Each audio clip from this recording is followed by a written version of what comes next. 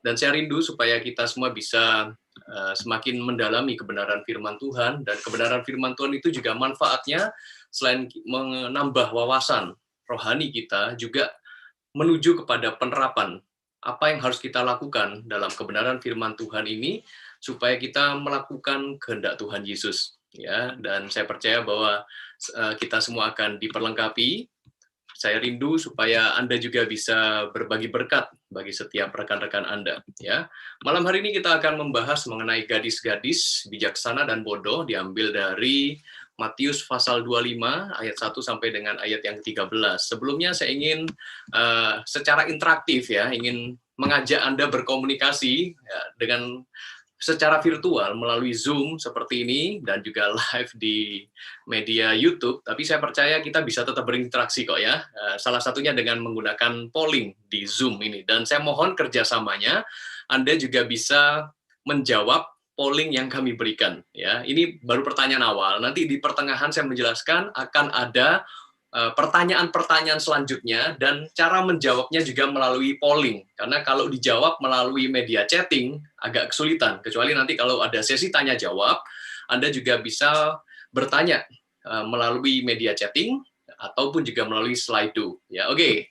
Sebelum saya melanjutkan, saya akan berikan pertanyaan awal ini kepada Anda seputar pengenalan Anda terhadap teks Matius pasal 25 ayat 1 sampai dengan ayat 13, ya. Oke, saya kasih waktu kurang lebih sekitar 1-2 menit lah, ya. Ini latihan dulu, mungkin Anda perlu membiasakan dengan gadget Anda. Langsung saja dijawab. Oke, yang pertama, silakan Pak Obed. Ayo, silakan Bapak Ibu Saudara. Pertanyaan pertama, apakah Anda sudah pernah mendengar atau membaca atau mendengar perumpamaan gadis bijaksana dan bodoh sebelumnya?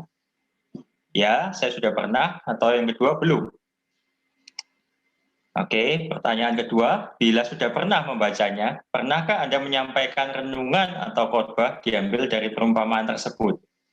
Ya, jawabannya juga cuma dua, ya atau belum. Sudah pernah atau belum pernah. Sudah pernah membaca, namun belum pernah mengkhotbahkan. Yang ketiga, belum pernah membaca dan mengkhotbahkan. Ayo, silakan. Oke, saya rasa pertanyaan yang dengan jujur bisa dijawab, ya. Hanya untuk mensurvei pengenalan Anda akan perumpamaan tentang gadis-gadis bijaksana dan gadis bodoh ini. Ya, saya lihat di sini rata-rata pernah membaca atau mendengar sebelumnya. Oke, 1 menit sudah berlalu, masih sekitar 50%, 60% yang mengisi polling ini. Saya berharap kesediaan Anda nih. Oke. Baru 34 orang. Ayo, masih ada sisanya, masih ditunggu. Silakan. Ya. 13 orang lagi. Oh, ternyata ada yang belum pernah membaca atau mendengarnya. Ada juga, nggak apa-apa. Kami sangat menghargai Anda. Nggak usah merasa tertuduh kalau Anda menjawabnya dengan, aduh, saya belum pernah dengar atau belum pernah baca sebelumnya. Nggak apa-apa, lebih begitu. Mungkin ada yang pernah membaca, tapi belum pernah mengkhotbahkan atau menyampaikan renungan seputar ini. Nggak apa-apa juga. Oke. Ya, sudah 65% responnya, sudah 2 menit berlalu. Ya, saya berharap Anda bisa kerjasama, karena itu secara interaktif Anda bisa mengikuti melalui layar gadget Anda, supaya kita juga memperoleh pemahaman yang lebih mendalam, dan melalui hal seperti ini cukup mendidik, ya. Oke, saya akhiri pollingnya, sudah hampir 70%. Nah, nanti di dalam sesi-sesi selanjutnya, saya berharap Anda bisa dengan lebih cepat menjawab, ya, kurang lebih supaya mempersingkat waktu. Ya, ada yang pertanyaan yang sekitar 1 menit, ya, tergantung tingkat kesulitan menjawabnya. Ada yang saya berikan batas sampai 3-4 menit lah, boleh. Oke, 70% sudah, saya end poll-nya. Nah, saudara-saudara, hasilnya juga bisa kita lihat di layar Anda bersama. Anda sudah bisa melihatnya, hasil polling di layar Anda. Ya. Oke, ternyata dari yang menjawab dari yang menjawab sekitar 70% yang menjawab dari setiap peserta di Zoom ini, 95% atau 41 orang sudah pernah membaca atau mendengarnya. Wow, that's good. Ya, ada 2 orang atau 5% yang belum pernah membaca atau mendengarnya. Gak apa-apa juga. Kita akan membahas dan mempelajarinya malam ini. Dan pertanyaan kedua, apabila Anda sudah pernah baca, pernahkah Anda menyampaikan renungan atau khotbah diambil dari perumpamaan tersebut? Ya. 15 orang atau 35% pernah mengkhotbahkannya. Wow, that's good ya. Nanti kita akan diskusikan kira-kira penyampaian Anda, renungan yang Anda sampaikan, apakah kira-kira bisa sejalan dengan apa yang kita pelajari malam hari ini.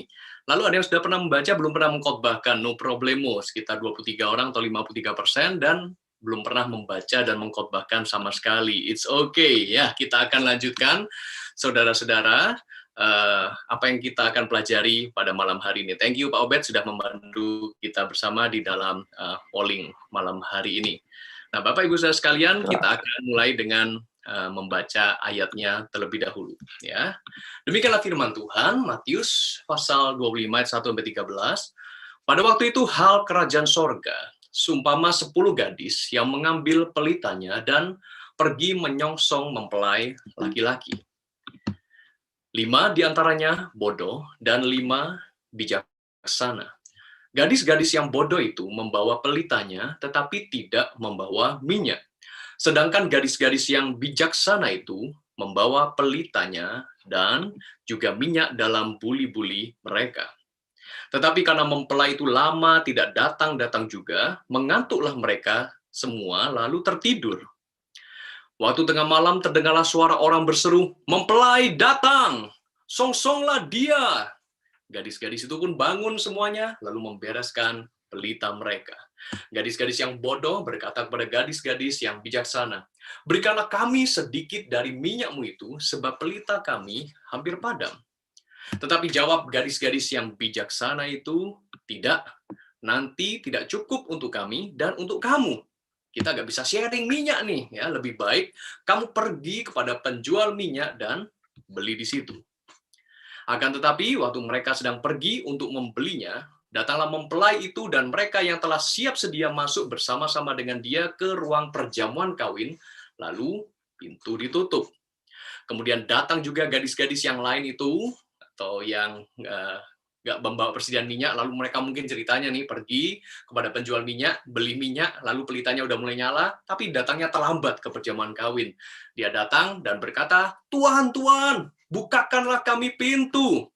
Tetapi ia menjawab, "Aku berkata kepadamu, sesungguhnya aku tidak mengenal kamu." Karena itu, firman Tuhan di ayat yang ke-12 juga dikatakan demikian.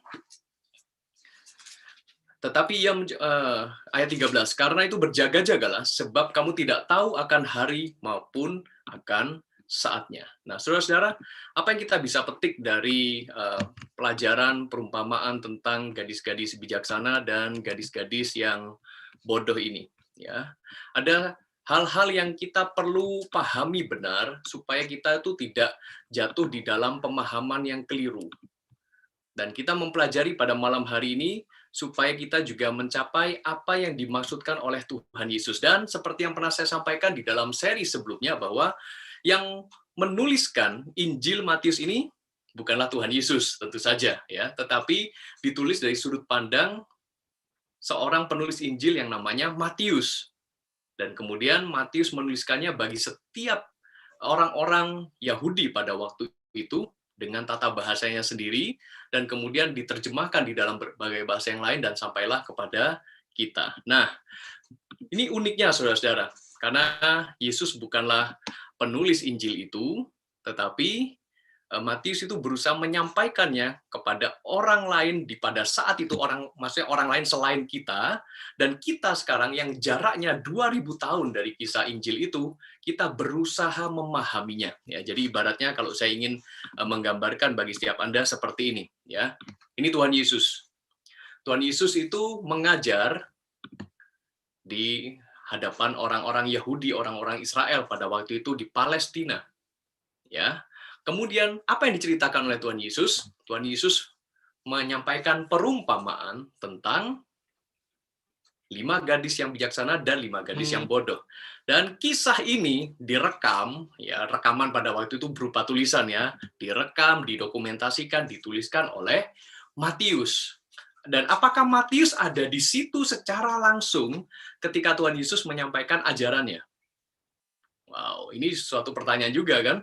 Apakah Tuhan Yesus hadir secara live ketika Yesus lagi ngomong, lagi cerita di depan orang-orang Israel yang sedang mendengarkan perumpamaan tentang gadis-gadis bijaksana dan bodoh ini. Dan sebagai informasi bagi Anda, ketika Yesus mengajar, kebanyakan Yesus itu berkomunikasi menggunakan bahasa Aram. Dan Matius menuliskannya di dalam bahasa Yunani, saudara-saudara. Wah, cukup menarik bukan? Nah, Tuhan Yesus ketika mengajar, katakanlah dia usia sekitar 30 tahunan ya, karena Tuhan Yesus ada di atas muka bumi ini kurang lebih selama 33 tahun, dan Injil Matius baru dituliskan pada sekitar tahun 58. Berarti ada jarak ini. Dan apakah Matius itu menjadi saksi mata langsung ketika Tuhan Yesus menyampaikan perumpamaan, atau Matius juga mendengarkan dari ajaran rasul yang lain? Atau bisa jadi apakah Matius ini kemudian sempat membaca catatannya Markus, karena Markus menuliskan Injilnya itu lebih awal dibandingkan Matius. Markus itu menuliskan Injil yang tertua, ya, yaitu pada tahun 49. Kemudian 9 tahun kemudian, tahun 58, Matius baru menuliskan Injil ini. Jadi saudara, ada jarak waktu yang, wow, ini beneran nih, kira-kira Matius menuliskan kepada orang Yahudi. Markus menuliskan kepada orang-orang non-Yahudi, sehingga ada beberapa cerita yang mirip-mirip, kadang serupa tapi tak sama, dan kalau Anda perhatikan di dalam urutan kanon, di dalam Alkitab, mungkin Anda merasa, loh Pastor, jadi yang nulis Injil ini pertama kali bukan Matius duluan ya. Soalnya setelah tulisan Perjanjian Baru, kita langsung buka yang pertama, kan langsung Injil Matius. Harusnya Matius duluan dong ya. Tapi ini oleh karena tujuan tertentu tentu saja, Bapak Ibu Saudara sekalian, yang menuliskan Injil itu, Injil yang tertua adalah Markus. Tetapi kenapa Markus ke urutan nomor 2 gitu ya? Ya ini secara kanonisasi Alkitab, nanti ada pelajarannya sendiri sebetulnya ya. Tapi intinya untuk menghormati bahwa cikal bakal kekristenan itu kan dari budaya Yahudi ya. Jadi dituliskan Matius menulis kepada orang-orang Yahudi terlebih dahulu dengan harapan mereka suatu saat akan menerima Yesus sebagai Tuhan dan Juru Selamat atau mengakui Yesus sebagai Mesias. Kemudian barulah Injil-Injil yang lain diurutkan sesuai dengan tujuannya. Ya, nah, menarik ya. Nah, kemudian setelah Matius menuliskannya di dalam bahasa Yunani, perkataan atau ajaran Yesus yang dalam bahasa Aram ini tentang gadis-gadis bijaksana dan bodoh. Nah, sampailah pada posisi kita sekarang saat membaca Alkitab seperti ini. Tetapi nggak langsung ya, dari terjemahan Yunani langsung jadi bahasa Indonesia yang seperti tadi sudah kita baca, saudara-saudara. Tetapi rupanya harus diterjemahkan dulu nih dari ke bahasa-bahasa lainnya. Ya, kan 2000 tahun yang lalu ya, saat narasi Injil ini dituliskan, bangsa Indonesia kan belum ada nih, belum tercipta. Negara kita Indonesia baru 70-an tahun sekian gitu ya. Jadi bahasa Indonesia belum ada, jadi diterjemahkan bisa jadi ke bahasa Latin ya, ke bahasa Itali, bahasa yang lain gitu. Nah, kemudian dari bahasa Yunani ini berkembang diterjemahkan ke dalam, mampir dulu ke bahasa Indonesia. Kemudian barulah kita menerjemahkannya ke dalam bahasa Indonesia. Nah, karena itu ada beberapa hal yang harus diperhatikan di dalam menafsirkan sebuah perumpamaan. Nah, ini yang perlu step-stepnya saya dan Anda sebagai pelayan-pelayan Tuhan, tentu saja kita pun juga perlu melakukan step yang pertama ini. Saat kita merenungkan firman Tuhan, berdoalah. Berdoalah minta terang Roh Kudus agar hati kita diberikan kerendahan hati untuk bisa memahami dan menafsirkan kebenaran firman Tuhan ini sesuai dengan tuntunan Roh Kudus. Jadi bukan asal comot ayat Alkitab, lalu kita merasa, wah ini kayaknya bagus nih, saya sampaikan begini deh, ya ternyata meleset, nggak tepat ya. Kita perlu tuntunan Roh Kudus agar kita benar-benar rendah hati dan menggali kebenaran firman Tuhan sesuai dengan maksud dan kehendak Roh Kudus yang semula. Ya, nah kemudian kita tentu saja diberikan akal budi ya, kita bisa berpikir, apalagi setelah kita dilahirkan kembali menjadi anak-anak Tuhan, kita perlu menggunakan akal budi kita untuk observasi awal setiap ayat-ayat Alkitab yang kita baca. Nah, observasi awal ini ya kita ajukan saja pertanyaan terhadap teks yang kita baca, Bapak Ibu Saudara sekalian, yaitu dengan istilahnya 6W1H. 6W 1H kalau di Indonesia kan apa, mengapa, kapan, di mana, siapa, pada siapa, dan bagaimana. Ya, what, why, when, where, who, whom, how. Ya, jadi apa ini yang sedang dibahas di dalam ayat yang kita baca? Lalu kenapa hal ini disampaikan? Kapan waktunya? Lalu di mana ini peristiwanya terjadi? Siapa yang menyampaikan ajaran ini? Lalu kepada siapa? Siapa yang menuliskan? Siapa yang membaca? Lalu bagaimana kondisi pada waktu itu? Dan bagaimana perumpamaan disampaikan? Mengapa perumpamaan itu harus diberikan sebagai salah satu bentuk ajaran Yesus? Dan dengan adanya pertanyaan-pertanyaan seperti itu, akan membuat wawasan kita semakin diperkaya, semakin diperluas, sehingga hati kita semakin terbuka. Ya, jadi bukan hanya sekedar kita langsung membaca seolah-olah kita langsung mengerti artinya. Ya, nah kemudian setelah kita melakukan observasi, kita mulai untuk menggali maknanya dalam tahapan sebagai berikut. Ya, menggali makna mau tidak mau melibatkan akal budi kita, perasaan hati kita, nurani kita, dan juga roh kita berdasarkan tuntunan Roh Kudus untuk menafsir secara kontekstual. Konteks yang dibicarakan oleh penulis Injil ini mengenai Tuhan Yesus kepada orang-orang Yahudi pada waktu itu, dan dari kata-kata Yesus yang dalam bahasa Aram, kemudian dituliskan dalam bahasa Yunani, konteksnya apa? Lalu setelah itu kita juga perlu tahu secara literal. Literalnya kan hurufiahnya dituliskan dalam bahasa Yunani itu. Maka juga berkaitan secara gramatika atau tata bahasanya. Karena salah menentukan subjek, predikat, objek, wah ini bisa menjadi beda arti. Misalkan saya mengunjungi Pak Stanley, gitu ya, tadi yang memimpin praise and worship. Nah, kalau misalkan kebalik, maka akan menjadi saya dikunjungi Pak Stanley. Nah, itu kata kerjanya sama dari kata dasar kunjung, begitu ya. Tetapi ketika salah menerjemahkan secara gramatika atau tata bahasa, maka akan menjadi kebalik artinya. Jadi sebetulnya yang mengunjungi siapa dan yang dikunjungi siapa.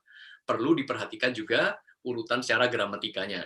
Ya, dan kemudian latar belakang historis atau sejarahnya. Kita harus mengetahui mengapa digunakan perumpamaan dan mencantumkan peristiwa seperti ini, dan mengapa digunakan contoh mengenai gadis-gadis bijaksana dan bodoh, kok nggak pria-pria bijaksana dan pria bodoh begitu yang digunakan lah ya. Dan kemudian kenapa harus pakai ada mempelai pria yang kemudian juga mengenai pelita. Nah, ini kan kita juga harus gali maknanya secara historis, dan jangan lupa secara teologis. Ya, maksud Tuhan atau mengandung ajaran Tuhan seperti apa yang bisa diterapkan, sehingga ajaran itu juga tidak boleh bertentangan satu dengan yang lainnya. Misalkan secara teologis ya, misalkan ada satu firman Tuhan di dalam Injil ketika Tuhan Yesus berkata demikian, barang siapa yang mengasihi orang tuanya lebih daripada aku tidak layak mengikut aku. Pernah dengar mungkin ayat seperti itu? Seolah-olah bagi orang yang mendengarkan mungkin akan merasa, wah berarti ajaran firman Tuhan atau ajaran Kristen kita untuk tidak mengasihi orang tua, mengajarkan kita untuk tidak menghormati orang tua. Apakah itu benar dalam perspektif teologis? Sementara di Perjanjian Lama, ya, ketika Tuhan Allah memberikan perintah kepada Musa, kepada bangsa Israel di dalam 10 perintah dituliskan bahwa hormatilah ibu dan bapamu. Loh, kok beda ya? Antara perjanjian lama, perjanjian baru. Yang benar mana nih? Orang tua harus dihormati atau tidak? Nah, saudara, kalau kita memahami dalam kerangka teologis yang benar, berarti perkataan Yesus ini ada konteksnya. Ya, barang siapa yang mengasihi orang tuanya lebih daripada aku, gak layak mengikut aku. Maknanya apa? Ya, berarti menempatkan cinta kepada Tuhan itu lebih penting. Ya, baru selanjutnya tetap hormatilah orang tuamu. Cuma kadar cintanya itu loh kepada Tuhan yang lebih utama dan terutama. Ya, kurang lebih itu konteks secara teologisnya ya. Nah, kenapa kita perlu menggali maknanya dengan menafsir secara kontekstual, literal, gramatika, historis, dan teologis ini? Tujuannya adalah supaya kita bisa memahami maksud dan tujuan penulis yang semula.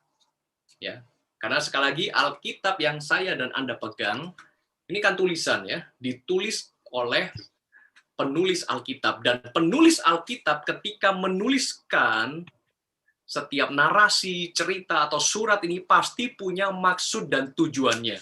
Jadi kita harus mencari dulu maksud dan tujuan penulis yang semula, jangan sampai kita salah kaprah. Nah, kalau kita sudah memahami maksud dan tujuan penulis yang semula, Bapak Ibu Saudara, maka inilah yang menjadi acuan dasar untuk kita bisa menerapkan kebenaran firman Tuhan yang alkitabiah di dalam kehidupan sehari-hari.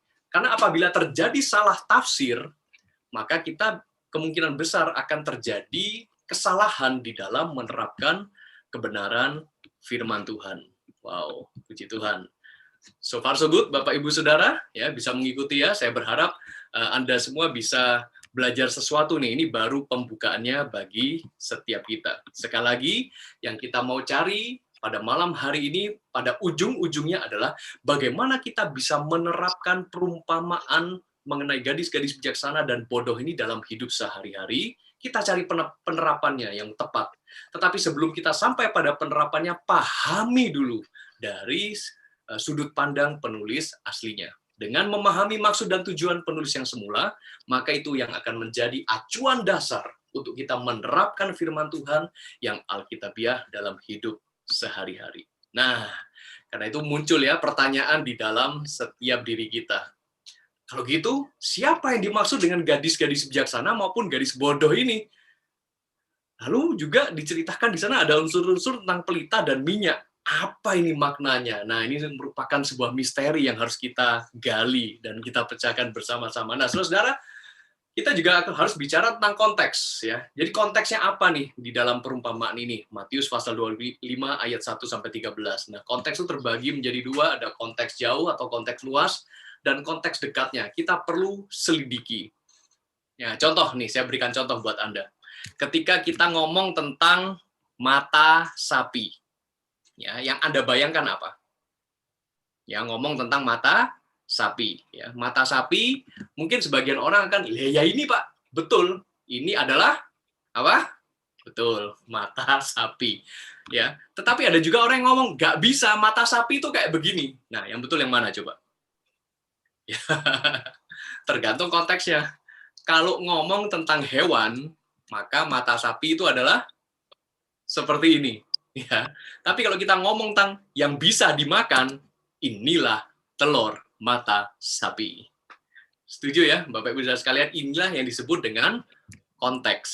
Ya, oke. Nah, mari kita memahami dulu tentang konteks jauh atau konteks luas yang di dalam perumpamaan ini, saudara-saudara, yang dimaksudkan dengan konteks jauh atau konteks luasnya yang kita akan pelajari seputar perumpamaan gadis-gadis bijaksana dan gadis-gadis bodoh ini adalah sebagai berikut. Ya, konteks jauh atau luas merupakan cara kita memandang suatu kebenaran Alkitab secara keseluruhan, ya, sehingga suatu fakta kebenaran baik di dalam satu bagian kitab yang sama maupun kalau kita bandingkan dengan kitab lainnya tidak saling bertentangan satu sama lain. Seperti contoh tadi ya tentang mengasihi orang tua. Ya, kalau dalam perjanjian lama, perjanjian baru harus sama-sama seimbang, tidak ada yang bertentangan. Nggak mungkin tiba-tiba di perjanjian lama ngomong tentang mengasihi orang tua, di perjanjian baru bencilah orang tuamu. Nah, kan langsung beda jauh begitu ya. Nah, itu konteksnya secara luas. Karena konteks luas menghubungkan pokok pikiran yang terdapat pada satu bagian perikop tertentu, atau satu pasal tertentu, atau satu kitab tertentu dalam Alkitab, atau bahkan keseluruhan Alkitab. Itu konteks luasnya. Nah, konteksnya secara dekat, ini dia. Kita perlu bisa memahami makna secara konteks dekatnya, merupakan penentu terakhir berkenaan dengan makna dari suatu istilah atau konsep. Jadi tidak ada jaminan bahwa penulis Alkitab menggunakan satu istilah dengan cara yang sama dari satu bagian tulisannya ke bagian tulisan lainnya. Karena bahasa tidak bekerja seperti itu. Karena setiap kata, nah ini perhatikan baik-baik, setiap kata bisa memiliki banyak arti dan penggunaan oleh penulis tergantung pada konteks, sekali lagi, di saat penulisan, bukan tergantung bagaimana penulis tersebut menggunakannya dalam konteks sebelumnya. Ya, contoh yang mudah yang sudah saya pakai tadi adalah tentang mata sapi. Ketika mungkin saya lagi berkunjung ke sebuah peternakan. Lalu saya ketemu dengan yang menjaga ternak sapi ternyata. Ketika saya ngobrol-ngobrol tentang mata, berarti yang saya benar-benar maksudkan adalah matanya sapi itu. Ya. Tetapi kemudian, beberapa hari kemudian, saya kepingin makan telur. Lalu saya minta kepada istri saya, tolong gorengin saya mata sapi. Pastinya istri saya tidak akan pergi ke peternakan, lalu dia potong atau cungkil itu matanya sapi, lalu dia goreng di rumah. Nggak bakal begitu. Pasti dia akan pecahkan telur, goreng, sreng, jadilah telur mata sapi. Ya, jadi suatu makna yang digunakan di situasi tertentu tidak bisa diterapkan di segala situasi yang lain. Itu maksudnya secara konteks dekatnya. Ya. Dan di dalam konteks dekat yang kita pelajari, bagaimana kita menentukan mana yang dekat, mana yang jauh, seperti apa itu. Nah, konteks dekat pada umumnya ditelusuri dengan memperhatikan ayat-ayat atau bahkan perikop sebelum atau sesudah nats atau teks yang kita pelajari. Jadi misalkan kalau kita sekarang membahas tentang Matius pasal 25, perhatikan dulu Matius pasal 24, ya, beberapa kalimat, beberapa perikop sebelumnya, beberapa pasal, mungkin Matius pasal 24, pasal 23, dan juga perhatikan Matius setelah pasal 25 ayat 13, kita lihat ayat 14 ngomongin tentang apa, dan selanjutnya. Ya, itu adalah konteks dekatnya. Nah, konteks luas yang kita pelajari sesuai dengan Matius pasal 25 ini adalah kita ngomong secara luas, ya, Injil Matius ini terdapat dalam Perjanjian Baru. Ya, ini secara luasnya. Jadi semua ajaran tentang perumpamaan, gadis bijaksana dan bodoh ini pasti secara teologisnya connect dengan ajaran Perjanjian Baru. Dan ditulis juga dalam bentuk narasi. Jenis-jenis narasi yang sangat jelas itu adalah di dalam keempat Injil, ya, Matius, Markus, Lukas, Yohanes, juga termasuk kisah para rasul. Tulisannya sama-sama, cara penyampaiannya dalam bentuk narasi. Dan secara luas juga ini merupakan bagian ajaran Tuhan Yesus tentang kerajaan sorga. Nah, konteks dekatnya seperti apa? Konteks dekatnya adalah perumpamaan ini merupakan ajaran bagi murid-murid. Karena siapakah audiens Tuhan Yesus ketika menyampaikan perumpamaan tentang gadis-gadis bijaksana dan bodoh ini?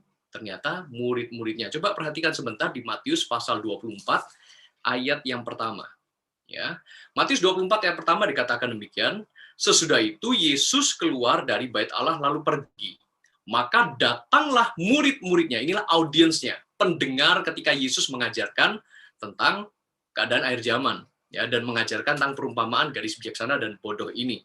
Maka datanglah murid-muridnya. Jadi audiensnya udah jelas nih. Tuhan Yesus tidak sedang ngomong kepada imam besar. Tuhan Yesus juga tidak sedang ngomong kepada orang asing. Tuhan Yesus tidak sedang bicara kepada keluarganya, tetapi bagi murid-muridnya, ini konteks dekatnya. Dan settingan ini juga tidak berubah di dalam Matius pasal 26. Ya.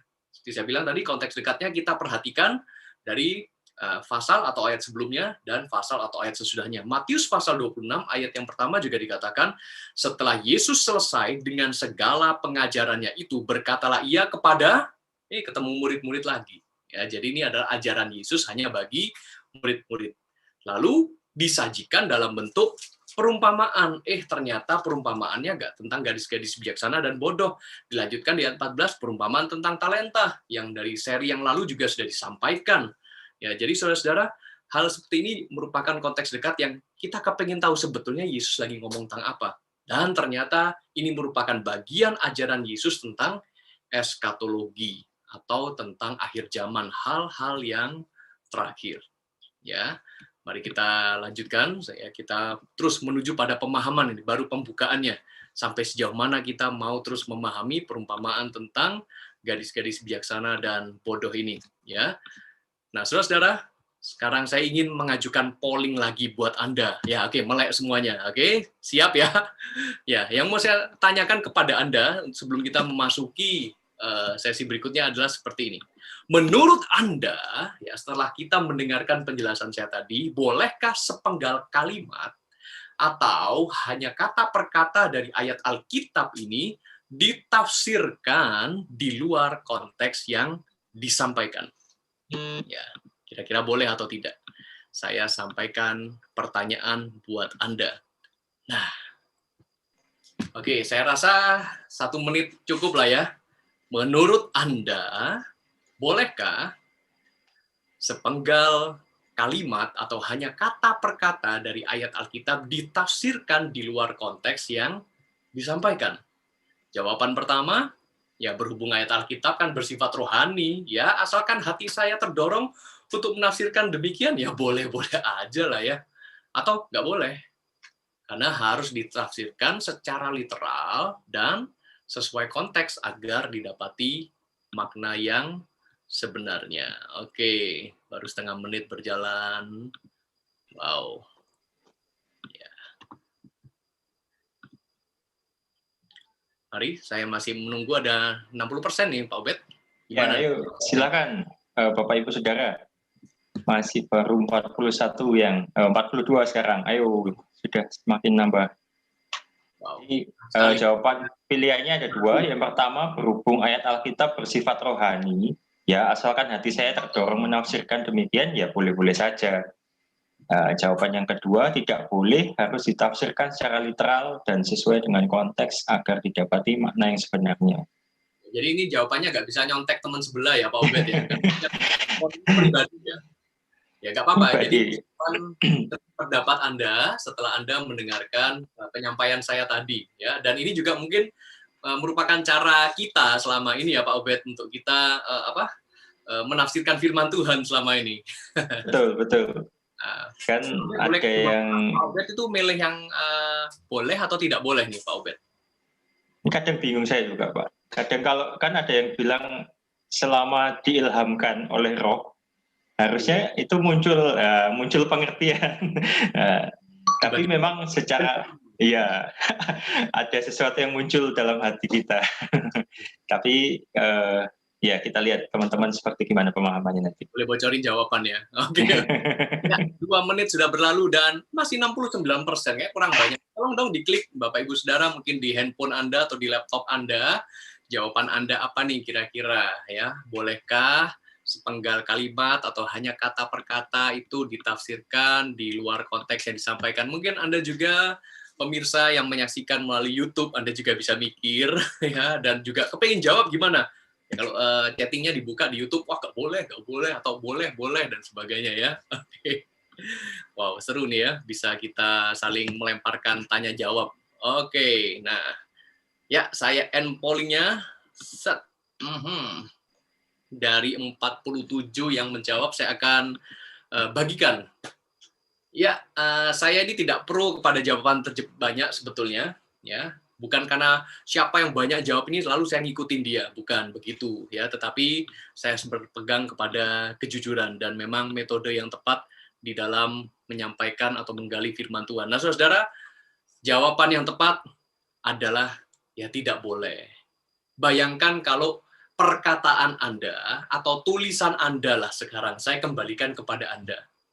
Ya, Anda ngomong tentang sesuatu lalu ditafsirkan secara berbeda oleh orang lain di luar konteks, ya tersinggung nggak? Ya tersinggung lah kalau saya itu. Saya ngomongin tentang mata sapi yang adalah telur, lalu dikiranya saya tuh beneran makan sapi, makan sapi mah jadi steak enak ya. Dipikirnya saya makan matanya sapi beneran, ya tersinggung saya. Ya, karena saya makan telur kok dikira makan matanya sapi.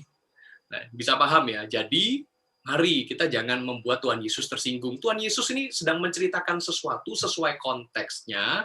Lalu, kalau kita sebagai pendengar dari pihak kesekian, pihak pertamanya siapa? Pihak pertamanya Tuhan Yesus adalah murid-muridnya. Oke. Kemudian ada pihak, itu kan pihak pertama ya. Pihak kedua berikutnya adalah penulis Injil. Ya kan? Ada penulis Injil yaitu Matius. Lalu kita pihak keberapa? Jangan-jangan kita udah pihak belum nih, belum langsung ketiga. Diterjemahkan lagi ke bahasa yang lain.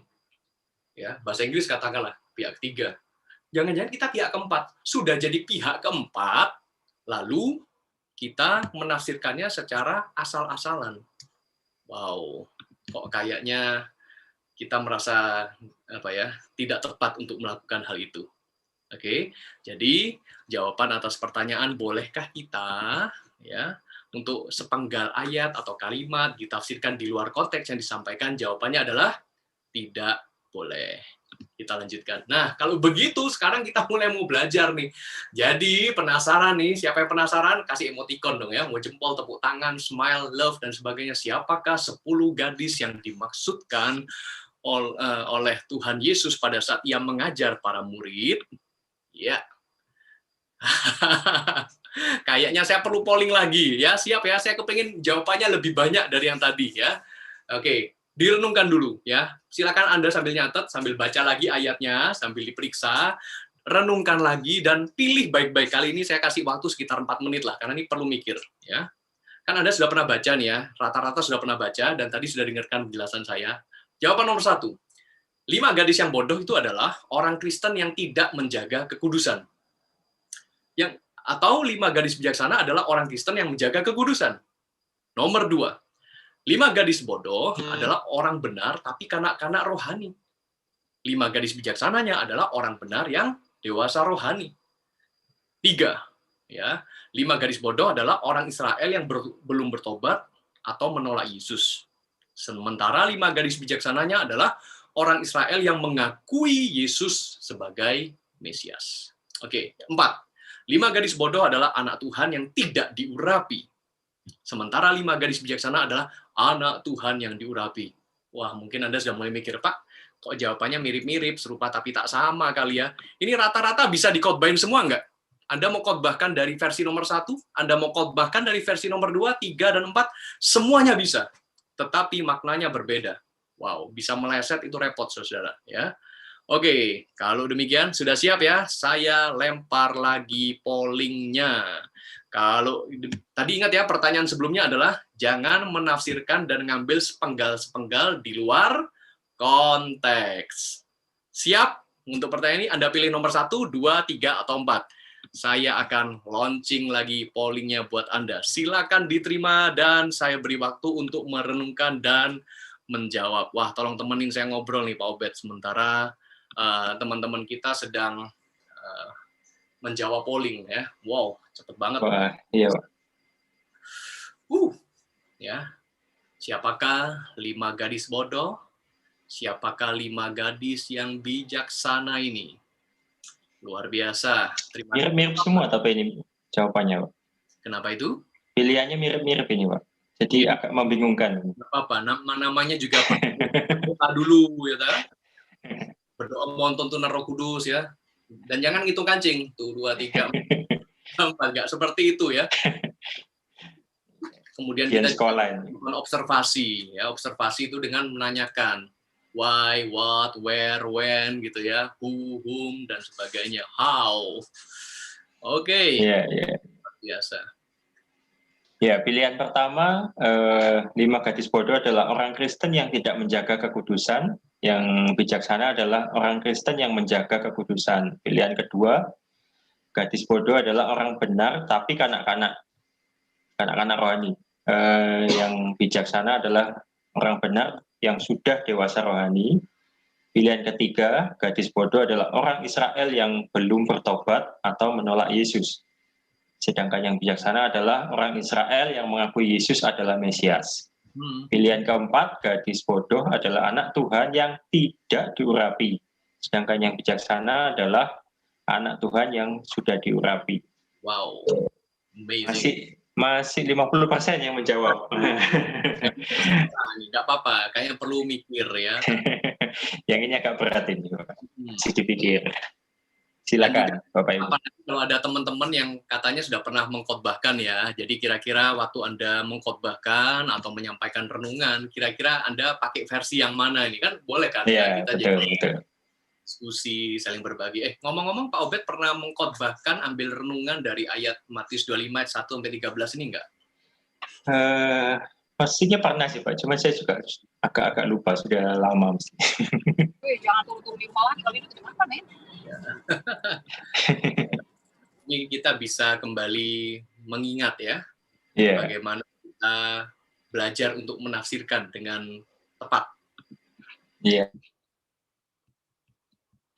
Oke, masih ditunggu untuk teman-teman yang lainnya memberikan respon. Oke, hampir 3 menit. It's okay.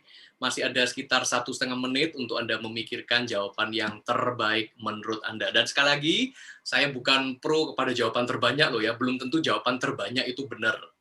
Betul ya Pak Obed ya? Kadang-kadang Betul. jawabannya yang paling minim, wah ternyata itu yang paling benar gitu. Tidak terduga. Iya. Oke, masih ditunggu ya jawaban terbanyak ini masih saya nggak ngomong lah nomor berapa nanti ada Iya, nanti mempengaruhi, Pak. ya. Iya, silakan. 40 Masih ditunggu. detik terakhir. It's okay kalau misalkan sudah lewat, aduh sudah tinggal 10 detik terakhir nih. Silakanlah pilihlah nomor berapa aja lah, Bang. Ini benar-benar interaktif lah ya. Sesuai yang dipencet, tangan bergeraknya kemana. Atau mungkin cara doanya gini, ya Tuhan, tunjukkanlah kuasamu ketika jadi ini. Bergerak. Kadang-kadang mungkin waktu persiapan khotbah ada yang seperti itu, ya Tuhan, tunjukkanlah kita dari ayat mana, bla bla bla. Yang terbuka langsung dikhotbahin. Tidak ditambahkan, oke? Baru 53%, ayo ditunggu lagi sekitar 40% yang lain ada kemana, oke? Ya, yang kita perlu hitung mundur ya. Ya, silakan. Ketika saya hitung mundur, ya udahlah, Anda pasrah aja deh, pencet aja ya. Doa Anda, mungkin saat teduh Anda tadi pagi dapat nomor berapa? Kayaknya nomor ini yang ditanya Pastor Robert nih ya. 5, 4, 3, 2, 1. Close ya, close. Oke, ya ada 47 yang menjawab. Yang lain kayaknya, Pastor kok nggak ada jawaban nomor 5? Saya tunggu jawaban yang benar. Nggak boleh dong. Oke, saya akan tampilkan inilah hasilnya. Oke, saya akan bacakan buat Anda hasilnya, saudara-saudara. Ya, dari 47 orang yang menjawab, ya, jawaban yang paling favorit adalah nomor 1. Wow, apakah nomor 1 yang benar? Menarik. Apakah nomor 2? Jawaban yang terbanyak kedua dan ketiga, ini nomor 2 dan nomor 3, maaf ya, ternyata sama-sama 30%. Ini imbang-imbang ini ya. Yang paling banyak tetap nomor 1. Dan jawaban yang paling sedikit itu adalah yang nomor 4, ya, antara diurapi atau tidak diurapi. Oke, dan jawaban yang benar adalah, tunggu penjelasan berikut ini. Anda masih mengikuti saya? Oke, mari kita lanjutkan ya. Saya belum langsung menyampaikan mana jawaban yang benar, karena kita harus dalam proses berpikir dan diskusi terlebih dahulu. Saya simpan dulu. Nah, saudara, kadang-kadang bisa kita itu menafsirkan seperti ini. Coba, ya, anggaplah ini coret-coretan khotbah kita lah ya. Tentang kerajaan sorga. Ya, ketika kita baca Matius pasal 25, ayat 1-13, kita akan menemukan unsur-unsur seperti ini. Ada kerajaan sorganya, ada 10 gadisnya, 5 bodoh, 5 bijaksana, ada pelitanya, ada mempelai laki-lakinya, ada minyak, ada buli-buli, dan ada penjual minyak. Bisakah kita mengartikan seperti ini? Ya, oh, bodoh dan bijaksana itu kan ngomongin tentang sikap. Ya, bisa ngomong sikap bodoh, sikap bijaksana. Jadi kalau jadi orang Kristen ya jangan sikapnya yang bodoh lah ya, kita pasti pengen sikap yang pinter. Pelita itu, wah, bisa jadi ngomongin tentang roh manusia. Betul ya, karena di Amsal pasal 20 ayat 27 dikatakan bahwa pelitanya Tuhan itu adalah roh manusia. Ya bisa aja kita cocok-cocokin, kita sambung-sambungin lah gitu ya. Mempelai laki-laki, saya rasa semuanya setuju nih. Semuanya ini adalah Tuhan Yesus nih, figurnya dari Tuhan Yesus. Minyak, apakah itu ngomong tentang urapan? Buli-buli, ya sekalian aja lah kita ngomong tentang pelayanan gitu ya. Lalu penjual minyak, oke lah, bolehlah dalam konteks kita digembalakan berjemaat di gereja, kita ngomong sebut aja penjual minyaknya itu adalah pemimpin rohani kita atau hamba Tuhan lah ya, atau bapak rohani kita. Apakah bisa kita tafsirkan seperti ini? Nah, apabila kita tafsirkan seperti ini, maka hasilnya akan seperti ini, saudara. Ya, apakah Anda setuju dengan saya atau tidak? Cobalah kita tafsirkan begini. Maka ayat ini, perumpamaan gadis bijak dan bodoh, sebetulnya ngomong tentang ciri-ciri gadis bijak. Ciri-ciri gadis bijak, maka buli-buli harus dipenuhi minyak yang diperoleh dari penjual minyak supaya pelita menyalakan api yang terang sehingga layak menyambut kedatangan mempelai pria. Ada yang punya penangkapan seperti itu? Oke. Ya, bisa ya kira-kira ya. Enak nggak? Nah, lalu penerapannya secara rohani dalam konteks kehidupan kita saat ini di dunia modern ini seperti apa? Mungkin ada berkata, Pastor, saya kan pria. Masa saya disamakan dengan gadis bijak? Nah, kan kadang-kadang kita harus cari korelasinya atau relevansinya dalam hidup kita saat ini. Ya, sebagai seorang pria, ya pasti mungkin kita hilangin gadisnya lah. Mungkin katakanlah kita nih sebagai anak Tuhan, mau gadis lah, mau pria, mau wanita, bapak, ibu, orang dewasa, anak kecil dan sebagainya. Kita harus jadi orang Kristen atau orang beriman, anak Tuhan yang bijak. Sehingga kita boleh aja lah tafsirkan begini. Ya. Jadi dari simbol-simbol yang ada, buli-buli lah, minyak lah, penjual minyak, pelita, api yang terang, mempelai pria, kita kemudian sadur ke dalam bahasa modern kita yang rohani seperti ini. Oke, Matius pasal 25 ayat 1 sampai 13 ini bicara tentang kita harus jadi ciri-ciri anak Tuhan yang bijak. Ya, pasti semua setuju ya kalau kita ngomong semua anak Tuhan harus jadi anak Tuhan yang bijaksana. Kita khotbahkan begitu dalam renungan. Maka pelayanan itu kita ambil dari buli-buli ya kan. Pelayanan harus dipenuhi urapan. Ya, yang diperoleh dari bimbingan penjual minyak kita sebut sebagai pemimpin rohani. Supaya pelita kita jadikan roh manusia kita menyalakan, wah api ini apa ya? Api yang terang adalah kuasa Roh Kudus. Sehingga kita layak menyambut kedatangan Tuhan Yesus Kristus. Oke? Penafsiran yang baik Bapak Ibu Saudara sekalian, ada yang mengikuti kira-kira? Oke? Dapatkah penafsiran ini diterima? Oke, polling lagi. Oke, polling lagi. Polling berikutnya, dapatkah penafsiran ini diterima? Kira-kira setelah Anda tadi kurang lebih diskusi dengan saya. Kalau Anda merasa, ya benar Pastor Robert, ini sudah tepat. Ya kayak ginilah saya nyampaikan renungan saya kapan lalu. Kayak beginilah saya mengkhotbahkannya. Mungkin seperti itu, nggak apa-apa. Silakan jawaban dengan jujur. Oke, rupanya Pak Obed ini teman-teman jawab langsung cus. Ya, seru ini, Pak.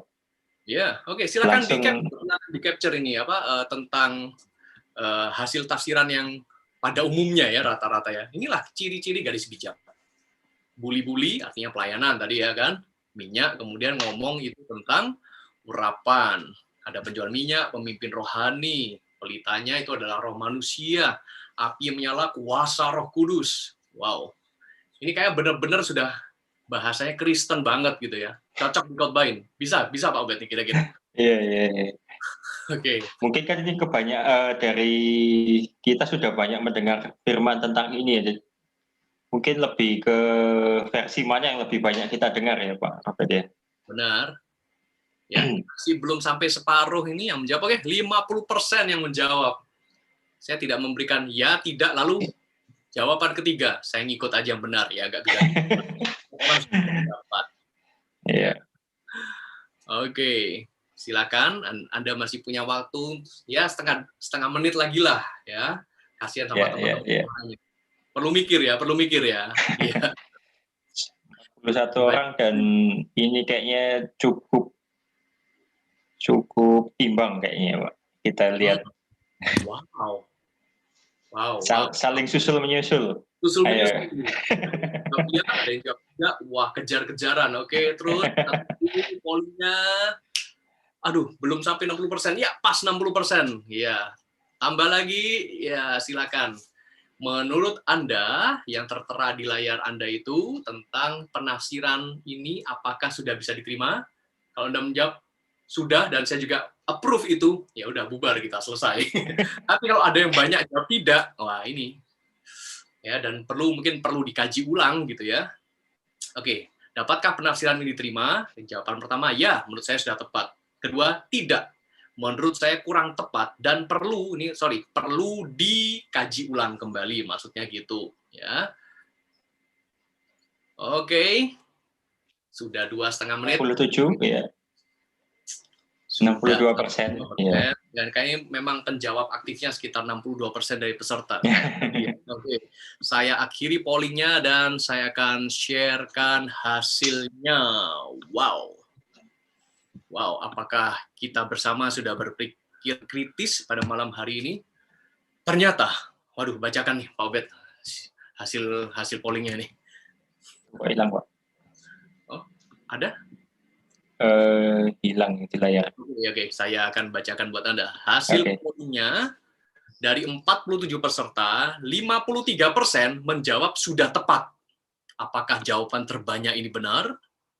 Dan 47% atau 22 orang menjawab tidak, menurut saya kurang tepat dan perlu dikaji ulang. Untuk kali ini, jawaban yang minoritas Anda menang. Ya, perlu dikaji ulang kembali. Belum tepat, Bapak Ibu Saudara. Aduh, jangan kecewa gitu dong, ya. Wah, jangan sampai ada emotikon-emotikon yang nangis gitu, jangan deh ya. Oke. Lah, jadi seperti apa nih Pastor Robert? Ya.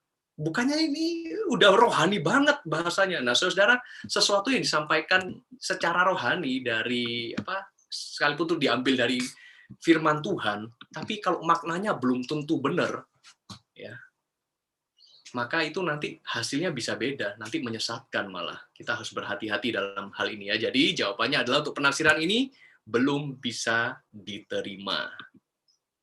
Oke, kenapa? Kembali kepada konteks. Apakah itu konteks yang sedang dibicarakan? Apakah Tuhan Yesus memang sedang mengkonekkan antara minyak dengan urapan?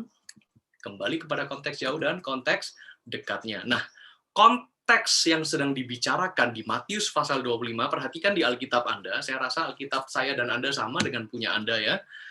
Perhatikan di situ. Pasal 24 sampai 25, konteks yang dibicarakan itu apa? Khotbah tentang akhir zaman. Oke. Apakah tadi di dalam penafsiran yang barusan kita baca bersama-sama ada nyinggung tentang akhir zaman? Nggak ada sama sekali, kan? Itu ngomongin tentang ya urapan, pelayanan, pemimpin rohani, itu dicocok-cocokkan semua, disambung-sambungin. Tapi kalau ternyata maksudnya nggak ke situ, ya jangan dipakai lah ya. Karena the text without the context is a pretext. Ya, suatu teks atau suatu tulisan tanpa konteks akan menjadi teks yang menyesatkan. Kita perlu hati-hati di dalam area ini. Kalau memang tadi saya ngomong tentang mata sapi, kalau yang dalam konteks saya maksudkan adalah telur, tolong jangan Anda maksa bahwa saya sedang makan matanya sapi beneran, gitu ya, nggak bisa. Kalau saya sedang mencungkil mata sapi hewan, gitu ya, maka jangan sekali-sekali ngomong bahwa saya sedang mencungkil telur, nggak cocok. Ya, jadi the text without the context is a pretext. Teks tanpa konteks adalah teks yang menyesatkan. Mari sekarang kita gali makna perumpamaan gadis-gadis bijaksana dan bodoh ini. Kita masuk dalam unsur-unsur apa saja yang digunakan dalam perumpamaan ini. Ya, tadi kita sudah sedikit menyinggung ada unsur kerajaan sorganya. Unsur 10 gadis, 5 bodoh, 5 bijaksana, ada pelita, mempelai laki-laki, dan kedatangannya, minyak, buli-buli, dan penjual minyak. Nah, dalam perumpamaan ini dibicarakan satu pokok utama. Yang dibicarakan itu adalah tentang kerajaan sorga, saudara-saudara. Ya, perhatikan di dalam Matius pasal 25 ayat 1 aja dulu deh. Yang tadi awal-awal kita baca ya. Pada waktu itu hal apa? Kerajaan sorga. Baru seumpama 10 gadis dan seterusnya dan seterusnya. Jadi topik ini sedang membicarakan kerajaan sorga, bukan sedang membicarakan pelayanan, bukan sedang membicarakan tentang harus diurapi dan harus minta urapan itu atau beli urapan dari penjual minyak, beli minyak, atau minta diajarin sama pemimpin rohani. Ya memang kita harus diajarin pemimpin rohani, tapi jangan beli minyak atau minta urapan dari pemimpin rohani. Nggak dapat di situ konteksnya.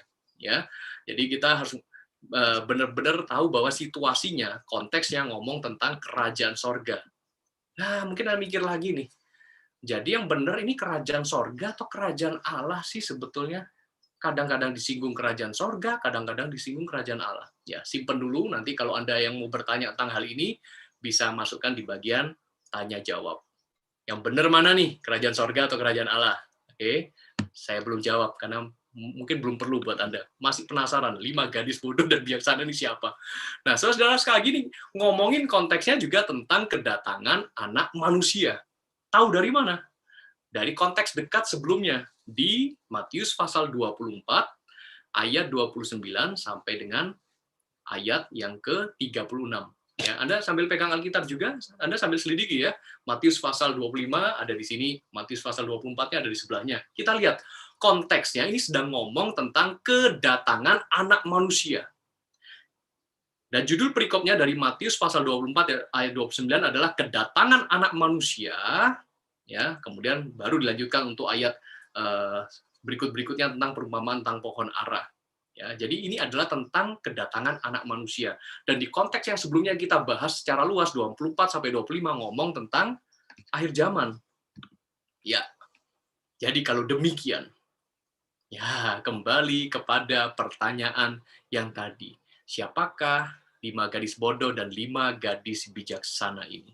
Saudara-saudara, setelah kita benar-benar mengamati tadi dari awal dan kita juga terus menyelidiki, saya sarankan Anda terus belajar ya. Salah satunya juga perlu untuk membaca buku pengantar Perjanjian Baru, buku pengantar Injil juga ya. Maknanya secara teologis pun kita mesti mengerti. Tuhan Yesus sedang bicara pada waktu itu kepada murid-muridnya tentang kerajaan sorga dan konteksnya tentang kedatangan anak manusia kelak itu seperti apa. Dan ini ngomong tentang sebuah siap atau tidak siap sebetulnya seseorang itu masuk dalam kerajaan sorga. Dan Injil ini dituliskan oleh Matius. Matius sedang menyampaikan pesannya yang pertama ya, sebelum sampai ke kita orang Indonesia, Matius sedang menyampaikan tulisannya, menyampaikan Injil itu kepada orang-orang Yahudi, bukan kepada orang-orang non-Yahudi seperti kita. Karena itu kita persempit konteksnya. Lihat di dalam pilihan jawaban tadi. Adakah yang mengandung kata-kata orang Israel atau orang-orang Yahudi? Iya, langsung ketahuan jawabannya. Tinggal di spotlight ya. Ternyata jawaban nomor 1 nggak tepat ini ya. Karena ini bukan ngomong soal orang Kristen yang menjaga kekudusan atau tidak menjaga kekudusan. Ya, nomor 1 belum bisa diterima. Dan ngomong juga tentang siapa ini, apakah orang-orang yang kanak-kanak rohani, dewasa rohani, juga enggak. Ya. Nomor 4 pun juga tentang diurapi, tidak diurapi, juga tidak tepat. Ya, tentang orang yang kanak-kanak dan dewasa rohani pun juga tidak bisa diterima. Jadi, yang dimaksudkan oleh Tuhan Yesus di dalam perumpamaan tentang gadis bodoh dan bijaksana ini, ya, adalah gadis bodoh adalah orang Israel yang belum bertobat, atau mereka orang Israel yang menolak Yesus. Itu konteksnya. Ini konteks aslinya saat Matius menulis kepada orang-orang Israel atau Yahudi. Sementara 5 gadis bijaksana yang dimaksud adalah orang Israel atau Yahudi yang sudah mengakui Yesus sebagai Mesias. Mereka adalah orang-orang yang siap untuk masuk ke dalam kerajaan sorga. Itu maksudnya. Wah, siapa yang tadi merasa jawabannya benar? Ya, sepertinya ini termasuk yang nomor 3 jawaban yang terbanyak ya daripada Anda. Ya, Anda luar biasa. Anda dalam hal ini Anda benar. Lalu bagaimana tentang penafsiran yang tadi? Ya, bisakah kita mengumpamakan buli-buli itu pelayanan, minyaknya itu urapan, api yang menyala itu juga kuasa Roh Kudusnya dan seterusnya. Nah, Saudara, mari kita lanjutkan.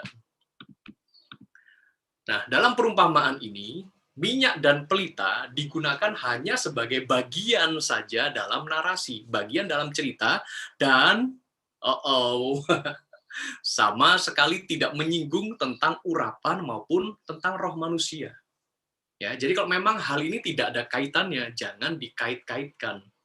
Karena kalau kita meleset dari tujuan yang semula, nanti kita menerapkannya pun juga meleset. Sekalipun tujuan dari nasihatnya itu baik ya, tapi kita menggunakan nasihat yang baik dengan pesan kebohongan, ya sebetulnya juga agak pantas sebetulnya.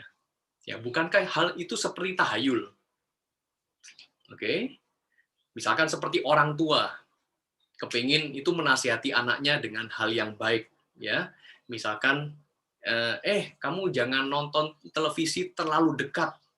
nanti matamu jadi membesar kayak bola pingpong. Nah, oke. Nasihatnya betul kan? Nasihat pertamanya kan, jangan nonton TV dengan jarak yang terlalu dekat. Tetapi ancamannya itu loh, ya. Kalau kamu lama-lama di depan TV dalam jarak yang dekat, kamu nanti matanya membesar kayak bola pingpong. Nah, kebohongan kan? Sama seperti kalau kita ngomong tadi di dalam hasil penafsiran yang sedikit tadi sudah saya sharekan. Bagaimana kalau kita memakai nasihat yang seperti ini? Ini mungkin nasihatnya tuh bagus lah ya. Nasihatnya kelihatannya rohani ya. Mengenai oke, kamu harus penuh dengan urapan Roh Kudus saat melayani. Ya, lihat di sini. Nasihatnya bagus nggak? Wah, kamu harus jadi anak Tuhan yang bijak. Harus melayani. Melayani jangan asal, harus penuh urapan.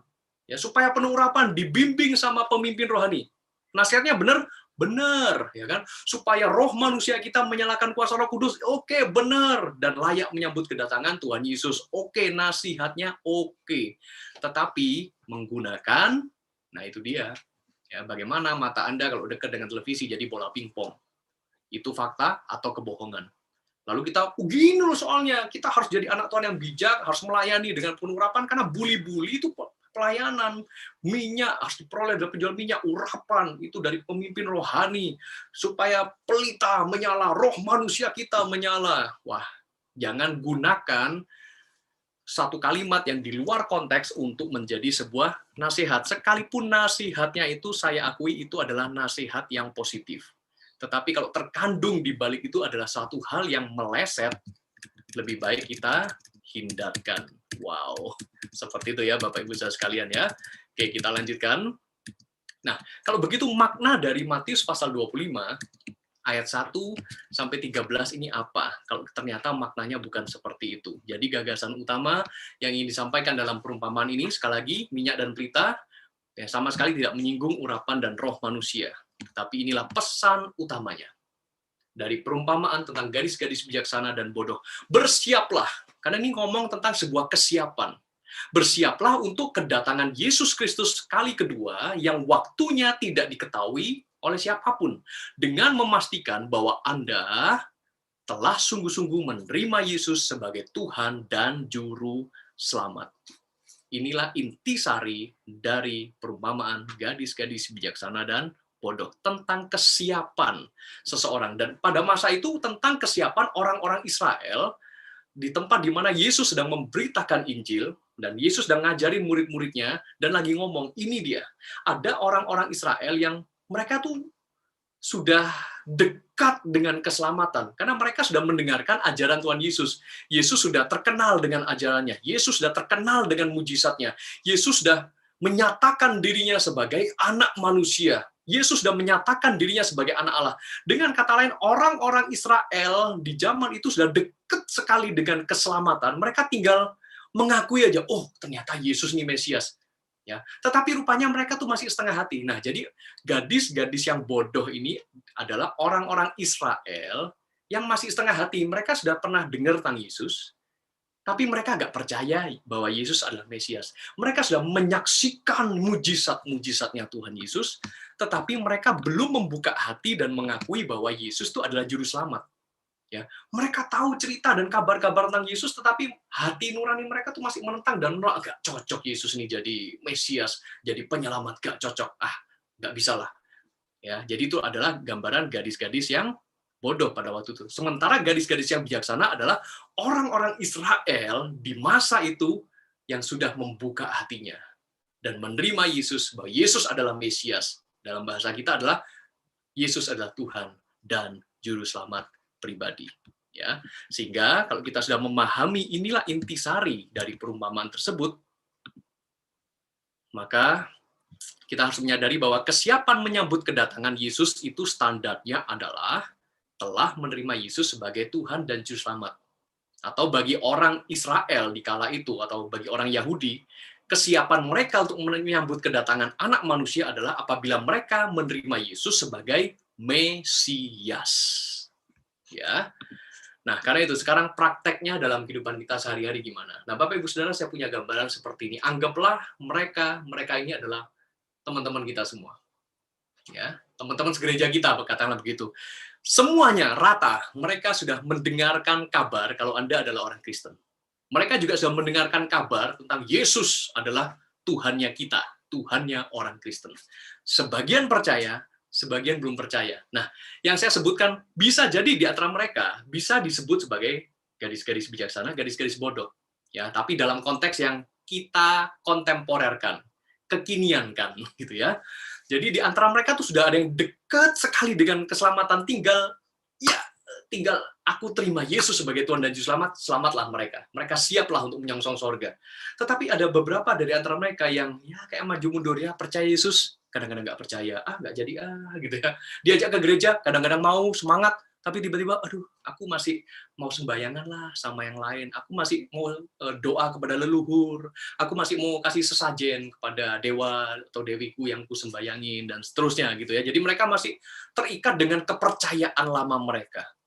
Padahal mereka diajak ke gereja mau, ikut acara gereja mau, ikut nyanyi nyembah Tuhan juga mau, nyanyi lagu-lagu rohani, kok kayaknya enak lagu-lagu itu ya. Tapi mereka belum mau menerima Yesus sebagai Tuhan dan Juru Selamat. Sehingga lihat dari gambar ini, suatu ketika nanti ketika Yesus datang untuk kali kedua, mereka tetaplah orang-orang terhilang, yang mereka tidak akan mengalami perjumpaan dengan Tuhan Yesus di udara sewaktu rapture atau pengangkatan terjadi.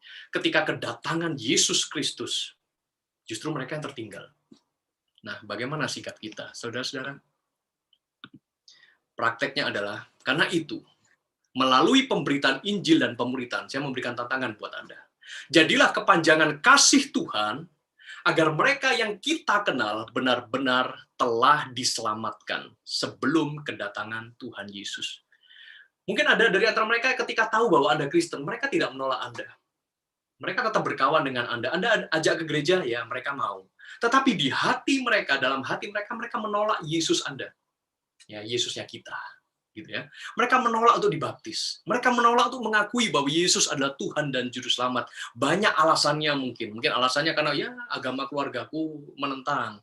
Ya aku sebetulnya sih ya maulah datang ke gereja, dengar-dengar lagu rohani, dengar khotbah, aku diberkati, aku rasanya semangat pergi ke gereja. Ikuti ibadah online pun aku kadang-kadang juga dengar-dengar. Tapi ya gimana ya, aku belum bisa mempercaya. Nah, orang-orang yang seperti ini perlu kita pastikan, come on, tinggal selangkah lagi, tinggal dengan buka hatimu dan akui dengan lidah bibirmu bahwa Yesus adalah Tuhan dan Juru Selamat bagi hidupmu. You are ready for Jesus coming.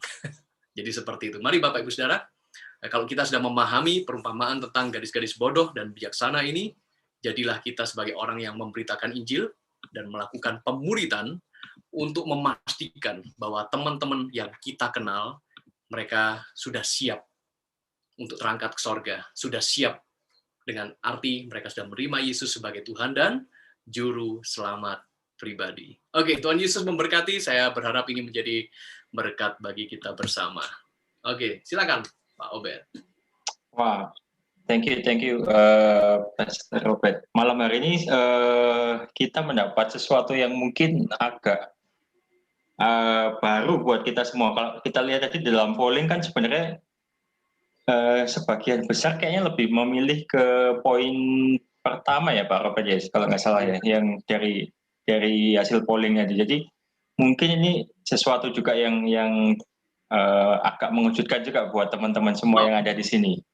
Oke, ya saat ini kita mulai masuk ke sesi tanya jawab. Saya tayangkan kembali bahwa kita bisa mengajukan pertanyaan melalui beberapa channel. Yang pertama ini Slido ya. Mungkin saya tampilkan dulu Slido karena mungkin nggak terlalu familiar, nggak terlalu banyak yang bisa yang join melalui Slido. Jadi intinya gampang, cuman Bapak Ibu cuman tinggal ketik hashtagnya di sini Jesus, nanti Bapak Ibu bisa masukkan pertanyaan di sana.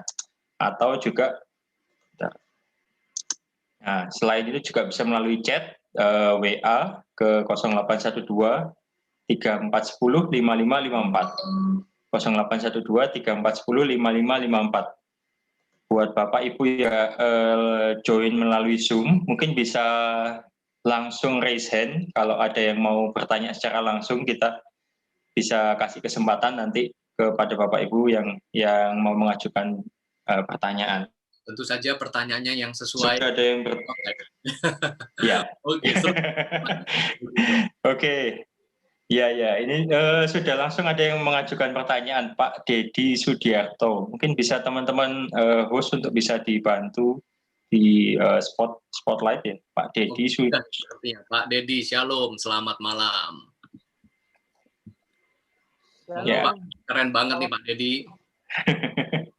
Pastor Robert, selamat Silakan malam. Pak. Lagi, Tuhan. Iya. Terima kasih Pak Dedi.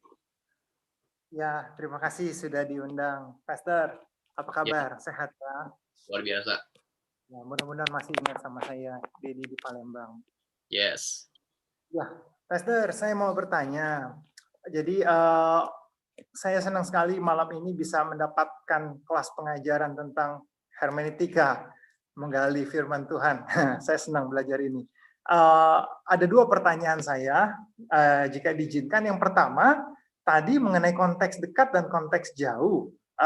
Tadi kan kita ambil contoh di dalam Matius 25. Nah, kita membaca dalam contoh yang Pastor berikan adalah di Matius 24 dan di Matius 26. Nah, satu sebelum dan satu sesudah pasal yang kita diskusikan. Pertanyaannya saya adalah, apakah selalu menjadi standar baku pattern-nya seperti ini?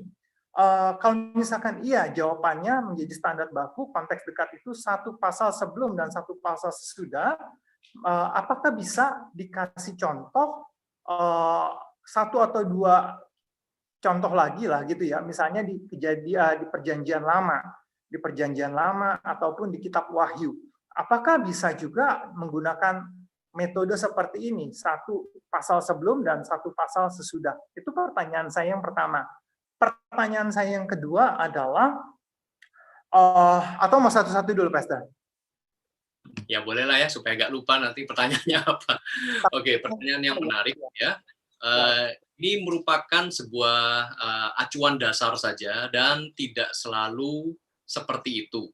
Ya, cuma untuk mempermudah, untuk kerangka berpikir kita. Karena beginilah, misalkan ini kita berpikir secara logis saja.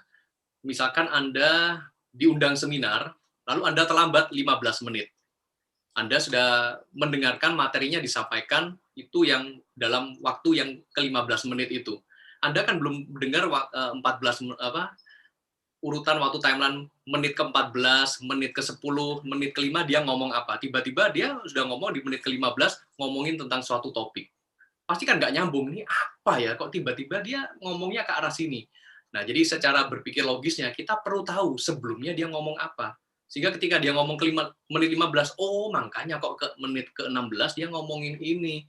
Itu dasarnya. Ya. Jadi kalau mengenai contoh, ya saya rasa itu bisa coba ditelusuri, diselidiki. Di setiap bagian-bagian Alkitab sih sebetulnya bisa seperti itu. Ya, jadi ini hanya acuan dasarnya. Dan mengenai jarak dekat dan jauhnya, itu pun juga beda-beda, bisa menyesuaikan. Ya, jadi ini secara basicnya, secara standarnya, ya bolehlah Anda lihat satu kalimat di atasnya, satu perikop sebelumnya, perikop sesudahnya, pasal sudah sebelumnya. Nah, karena itu saya ngomong bahwa nggak semuanya bisa tiba-tiba harus satu ayat sebelumnya itu mesti apa? Jangan-jangan satu ayat sebelumnya tuh ternyata sudah mengakhiri cerita sebelumnya. Ya nggak bisa, ternyata cerita sebelumnya ending. Ya, tapi itu juga bisa dijadikan sebagai sebuah dugaan bahwa oh dia sudah putus nih cerita sebelumnya, jadi sedang memulai cerita yang baru. Ya, jadi jangan diterapkan harus semuanya kaku seperti itu. Ya, tetapi semuanya harus berdasarkan kira-kira alur narasinya seperti apa. Nah, nanti kalau kita lihat di dalam penggalian perumpamaan, penggalian puisi, kemudian juga seperti kitab Mazmur lagi, ya agak berbeda lagi nanti caranya. Termasuk juga nanti dalam kitab Wahyu, seperti tadi disinggung oleh Pak Dedi. Ya kurang lebih seperti itu, jadi tidak bisa kita secara kaku, kita pukul rata, tapi boleh dijadikan sebagai acuan dasar. Ya, semoga cukup menjawab Pak Dedi. Ya, jadi kalau tadi Pastor ambil contoh satu pasal sebelumnya itu, sesudah itu Yesus keluar dari bait Allah lalu pergi, maka datanglah murid-muridnya. Nah, itu kan adalah satu ayat sebelumnya ya. Dan kemudian di ayat 26, di pasal 26, satu ayat juga yang tadi Pastor ambil contoh, setelah Yesus selesai dengan segala pengajarannya itu, berkatalah ia kepada murid-muridnya. Nah, itu pun juga hanya sekedar acuan ya. Jadi bisa saja bukan cuma satu ayat, tapi bisa 2 ayat, 3 ayat, sampai ketemu maknanya seperti itu ya, Pastor ya. Ya, jadi kita lihat alurnya. Jadi jangan cuma comot ayatnya, karena setelah pasal 24 ayat 1, kan Tuhan Yesus tidak pindah audiens. Ya, berarti kita bisa untuk kita menyimpulkan bahwa Yesus pendengarnya masih sama, masih kepada murid-muridnya saja. Lalu ternyata di closing di pasal 26, ternyata Yesus juga sedang bicara masih kepada murid-muridnya. Jadi kita ngomong tentang konteksnya seperti itu. Jadi dibaca lagi alurnya. Jadi jangan, kira-kira kok Pastor Robert tiba-tiba bisa dari pasal 25 nih yang dibahas, kok loncatnya ke pasal 24? Ya, karena saya sudah baca keseluruhan pasal 24-nya. Gitu. Oke, boleh. Berikutnya. Jadi sekali lagi tidak baku ya, tidak menjadi pattern seperti. Oke, kita mengacu kepada yang poin kedua. Saya mau menanggapi sih sebenarnya dari polling yang kedua itu. Saya tadi tidak menjawab polling yang kedua itu sama sekali, Pastor. Kenapa saya nggak menjawab? Sebab memang yang tadi Pastor Robert katakan bahwa kita tidak menafsirkan detail satu demi satu gitu ya. Apakah itu buli-buli, apakah itu gadis yang bodoh, gadis yang bijaksana, apakah si tukang minyak, kita nggak mengartikan ke arah sana, karena itu kan nanti jadi alegoris. Nah, tetapi saya memiliki pilihan, saya tidak memilih dari salah satu jawaban polling itu. Kenapa? Sebab saya kok seperti ada ganjalan gitu ya. Di sini kan dijelaskan pada waktu itu hal kerajaan surga seumpama 10 gadis yang mengambil pelitanya dan pergi menyongsong mempelai laki-laki. Kalau seandainya diartikan gadis-gadis yang bijaksana dan gadis-gadis yang bodoh itu adalah mereka yang sudah terima Mesias dan mereka yang belum percaya Yesus sebagai Mesias. Lalu pertanyaannya, siapa yang menjadi mempelai wanita? Karena kan mempelai laki-laki di sini adalah Yesus. Dan di dalam Gama yang tadi Pastor konklusikan di akhir adalah kita orang Kristen harus siap sedia menyambut kedatangan Yesus sebagai Mesias. Dia adalah mempelai pria. Nah, Pastor sendiri sudah menafsirkan bahwa mempelai pria itu adalah Yesus Kristus. Padahal kan tadi Pastor ajarin kita jangan menafsirkan satu demi satu begitu. Nah, kalau seandainya Pastor menafsirkan bahwa Yesus adalah mempelai pria dan 5 gadis bijaksana dan 5 gadis bodoh itu adalah mereka yang belum terima Yesus dan yang sudah terima Yesus, maka pertanyaannya saya tadi adalah, kita ini mempelai wanita atau yang menyongsong pelita ini? Jawaban Pastor seperti apa? Terima kasih. Jawaban saya adalah kita jangan mencampur adukkan mengenai pemahaman atau penafsiran yang satu dengan yang lain ya, karena memang ini kan bahasa perumpamaan atau bahasa modern kita sekarang adalah mengilustrasikan. Ya, namanya juga bahasa perumpamaan atau bahasa ilustrasi, itu kadang-kadang nggak bisa match 100% dengan kondisi aslinya. Ya, jadi kita jangan terburu-buru menyimpulkan bahwa kalau ini misalkan mempelai wanita di kitab Wahyu atau mempelai pria di kitab Wahyu kan jelas-jelas Tuhan Yesus, mempelai wanitanya adalah seluruh umat Tuhan yang sudah lahir baru, kan seperti itu. Lalu ketika kita cari sambungannya dengan perumpamaan ini, wah kok nggak nyambung nih, kok ada 5 gadis lagi, lalu 5 yang bodoh dan yang bijaksana, kemudian mempelai wanitanya siapa? Lah, apakah bukan di antara mereka lagi? Nah, itu yang saya sebut bahwa cara penafsirannya tidak bisa dicampur aduk, tetapi kita tafsirkan itu secara garis besar ceritanya. Ya, jadi hal perumpamaan kerajaan sorga seperti ini, seumpama. Nah, jadi pesan utamanya dari ilustrasi cerita tersebut, sehingga kita tidak terjebak nanti salah satu persatu, kita harus artikan begitu. Nah, coba kenapa kita jatuh kepada sebuah keputusan bahwa berarti mempelai prianya ini adalah Tuhan Yesus Kristus. Ya, karena kita ngomong tentang konteks kedatangan. Ya, kedatangan yang tidak bisa ditebak siapa? Dalam konteks Tuhan Yesus ngomong di pasal 24 dan 25. Makanya tadi saya kembalikan bahwa konteks kedatangan anak manusia lihatlah dari Matius pasal 24 ayat 29. Ya, karena cara kedatangannya anak manusia yang merujuk kepada Tuhan Yesus dan kemudian Yesus mengumpamakan kedatangannya ini bagaikan mempelai laki-laki yang mendadak, ya kita ambil sambungannya dari situ. Ya, semoga ini jawabannya cukup memuaskan. Tapi kenapa enggak Pastor mengkaitkan bahwa mempelai wanitanya itu adalah orang Kristen gitu. Kenapa dikaitkan gadis bijaksana, gadis bodoh itu adalah mereka yang percaya Yesus sebagai Mesias dan yang tidak percaya Yesus sebagai Mesias. Nah, sekali Kenapa lagi, mempelai wanita?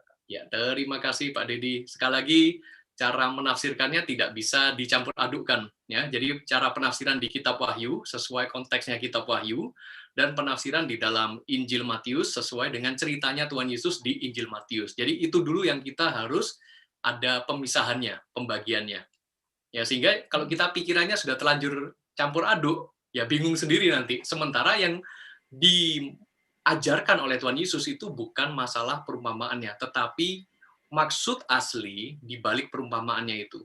Ya, jadi perumpamaan hanyalah sebuah ilustrasinya. Bersiap-siaplah dengan kedatangan Yesus yang tidak bisa ditebak, ya, sehingga harus benar-benar menerima Yesus sebagai Tuhan dan juru selamat pribadi. That's it. Oke.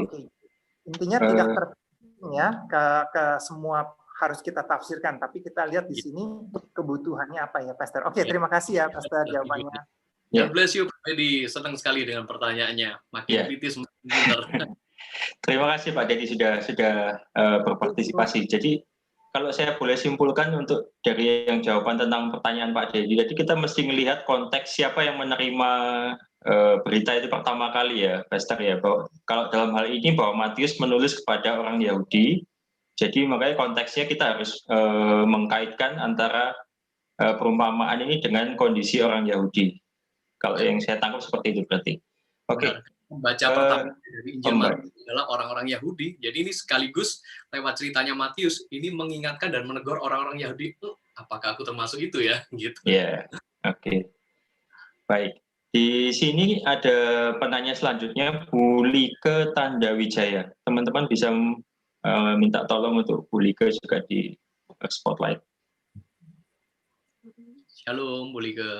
Shalom. Malam, Pastor. Hampir mirip ambil Pak barusan. Selama ini yang aku tahu setiap firman ini gadis bodoh, gadis bijaksana ini dibahas, itu membahas tentang anak Tuhan yang bijaksana yang pasti akan masuk surga, dan yang bodoh adalah orang percaya, anak Tuhan yang akan ditolak nantinya ketika akan masuk surga. Selama ini saya dengar gitu, bukan pemisahan tentang yang bijaksana adalah orang yang sudah terima Tuhan Yesus, yang bodoh adalah yang tidak terima Tuhan Yesus. Saya belum pernah dari perspektif ini belum pernah dengar. Tapi yang saya selama ini dengar kalau hamba-hamba Tuhan ngomong, ini menceritakan tentang anak-anak Tuhan, kita orang-orang percaya yang nanti sebagian boleh masuk karena kita bijaksana, tapi ada sebagian yang Tuhan tolak. Nyala engkau, aku nggak mengenal engkau. Nah, itu yang dikatakan itu yang bodoh. Nah, tapi kok hari ini pastor menyebut bahwa yang bodoh itu adalah anak-anak orang-orang ya yang tidak terima Tuhan Yesus. Nah, gimana ini? Oke, terima kasih buat pertanyaannya Bu Like. Mungkin Bu Like jangan di-mute dulu karena kita perlu diskusi. Sehingga kita perlu pemahaman yang jelas dulu. Kira-kira untuk masuk sorga itu gimana dulu nih perspektif kita secara iman Kristen ini, Bu Like? Ya jaga kekudusan, melakukan seperti apa yang Tuhan perintahkan, ya tahu, jauhi dosa, harus pemberesan hati, harus memiliki satu hubungan dengan Tuhan, ya pokoknya jaga kekudusan, semua itu yang kita lakukan. Kalau kira-kira tidak menjaga kekudusan, tapi sudah menjaga kekudusan sedemikian rupa tapi belum terima Yesus, masuk surga enggak, Bu? Tidak. Tapi kan juga gini, yang sudah terima Tuhan Yesus pun tidak otomatis masuk surga kan, kalau dia nggak hidup sesuai dengan apa yang Tuhan perintahkan. Walaupun dia ngomong sudah dibaptis, tapi karena dia nggak hidup sesuai dengan apa yang Tuhan perintahkan, Tuhan akan tolak kan. Tuhan ngomong, loh Tuhan, aku sudah bersaksi demi namamu, aku sudah menyembuhkan orang demi namamu, tapi Tuhan ngomong, hanyalah engkau, aku nggak mengenal engkau. Nah. Oke.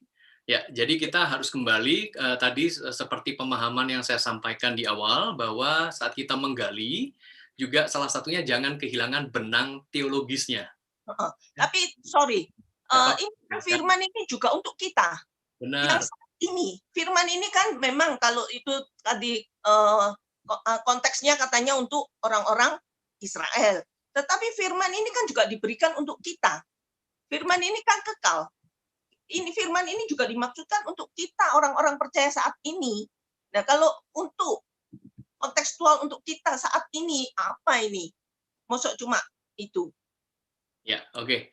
Saya akan coba kembali kepada yang saya sampaikan tadi, bahwa ketika kita menggali maknanya, ketika kita menafsirkan, ya salah satunya adalah bagian yang secara teologis itu. Sehingga kita jangan kehilangan benang merah teologis. Artinya secara iman kekristenan, kita juga harus mensepakati dan memahami benar bahwa keselamatan itu sebetulnya oleh kasih karunia Tuhan, atau keselamatan itu oleh karena hasil perbuatan kita? Kasih karunia. Karunia Tuhan, ya Ibu ya. Nah, sebenarnya perbuatan kita itu berpengaruh terhadap kasih karunia Tuhan untuk menyambut kita di sorga enggak? Berpengaruh juga.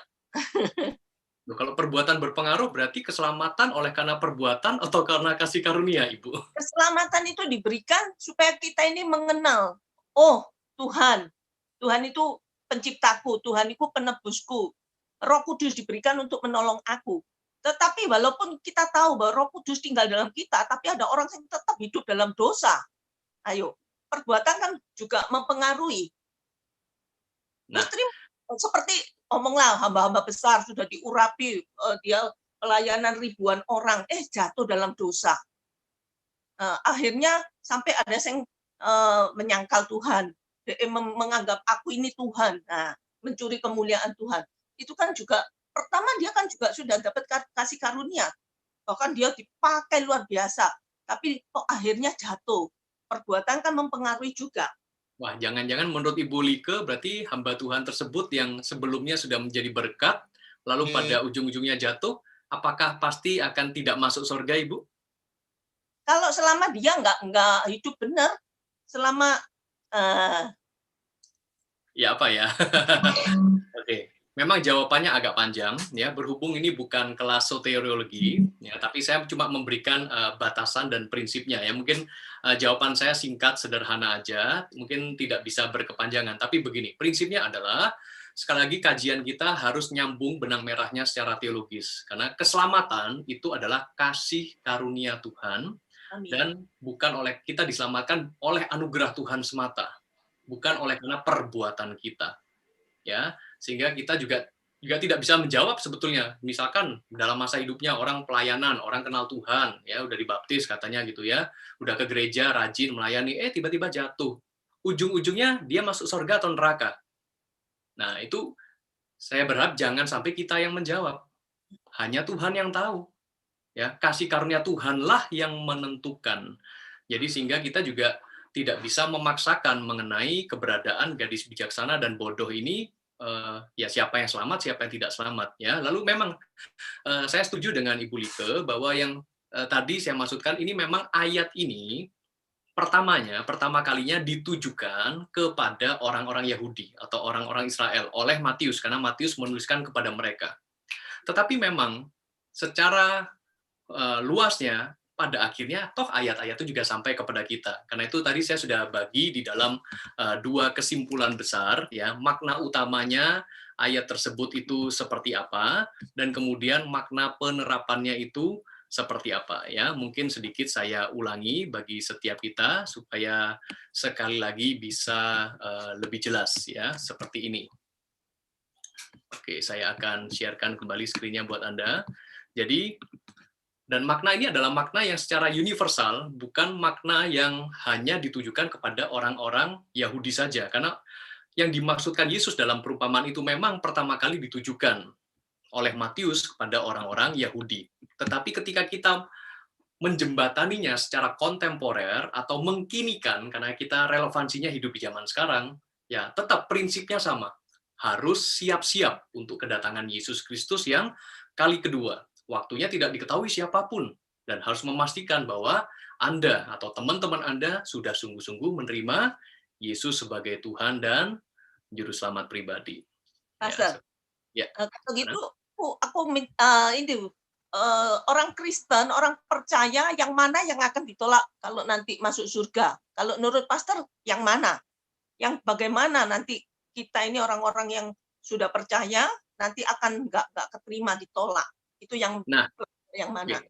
Jadi scanningnya seperti apa? Nah itu yang juga saya mau jawab Ibu ya. Tadi sudah saya sampaikan sebetulnya mungkin agak belum jelas ya.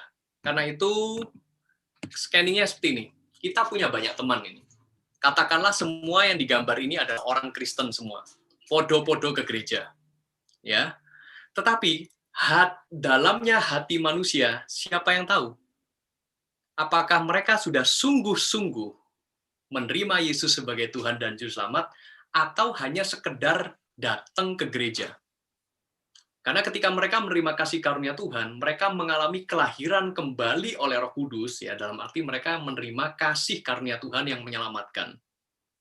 Ya, ketika mereka sudah diselamatkan oleh karena kasih karunia Tuhan, ya mereka dapat akses dong masuk kerajaan sorga. Cuma kadang-kadang ginilah, saya pastinya juga atau mungkin Anda dan kita semua pernah menyadari bahwa aku tahu orang ini di luaran ini jahat pol, ya jahat sekali gitu ya.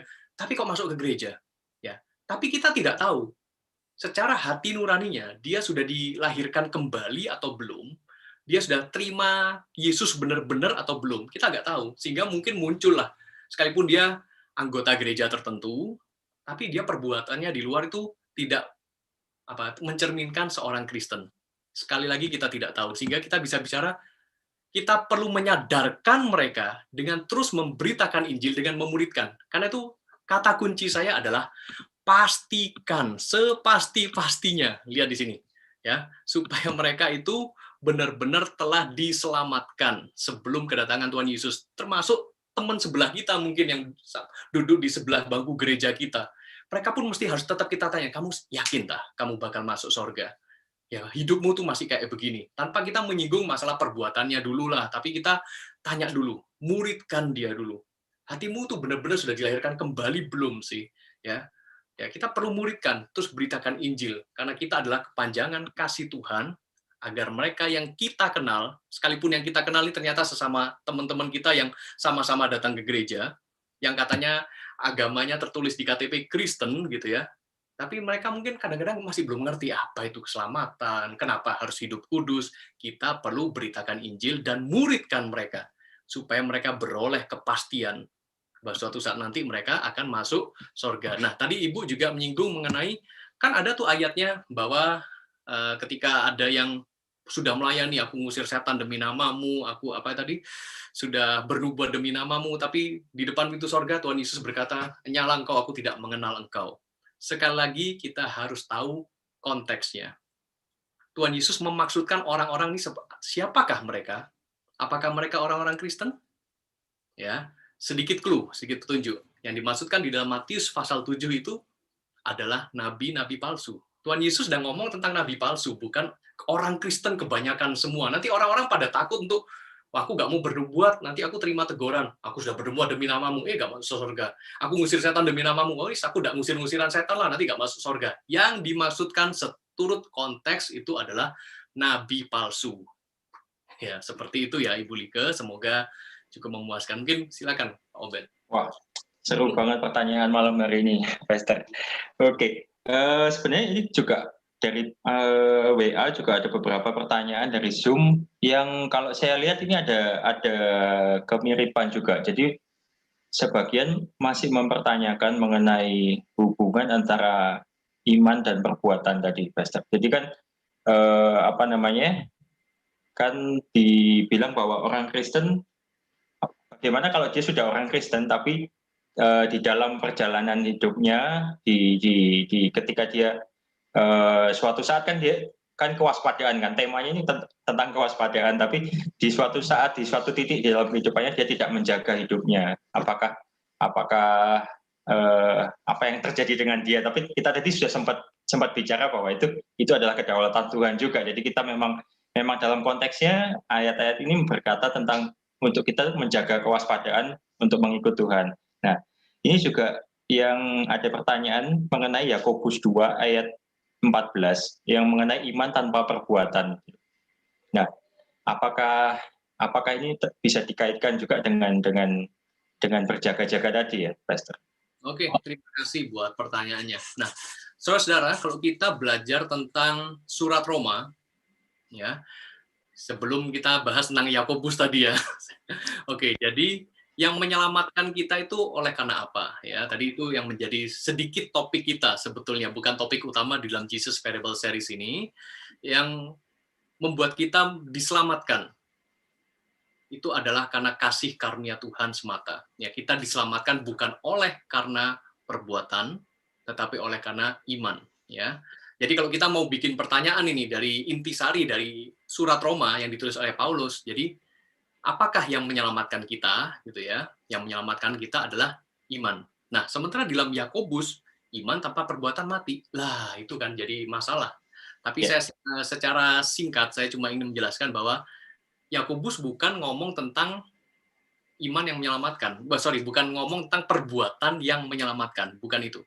Tetapi sebetulnya kalau kita ajukan pertanyaan, itu kembali kepada pelajaran tadi agak di awal-awal ya, observasi kita terhadap ayat kebenaran firman Tuhan itu juga harus tepat.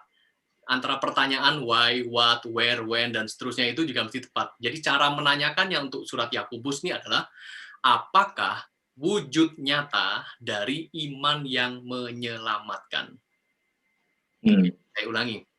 Apakah wujud nyata dari iman yang menyelamatkan? Wujud nyata dari iman yang menyelamatkan adalah perbuatan yang baik. Karena kalau enggak, di sorga ini saya percaya, kalau misalkan kita salah menafsirkan, di sorga jangan-jangan Yakobus sama Yakobus sama Paulus lagi berantem. Beda lu pandangan teologisnya, lu nulis surat gini jangan ngawur dong. Kok bisa salah ditafsirin gitu. Ya, jadi Paulus dan Yakobus sama-sama punya pandangan teologis yang sama, bahwa keselamatan hanya oleh iman, bukan perbuatan. Itu message dari surat Roma, ya kan? Dan di dalam surat Yakobus tidak bertentangan dengan hal itu, dan wujud dari iman yang menyelamatkan kita adalah perbuatan. Ya, jadi seringkali saya juga singgung di dalam khotbah dan renungan yang saya sampaikan bahwa kita berbuat baik bukan untuk diselamatkan, tetapi oleh karena kita telah diselamatkan, maka sudah sewajarnya lah atau seharusnya lah kita berbuat baik. Oke? Luar biasa. Oke. Saya rasa kita sudah overtime juga sih sebenarnya.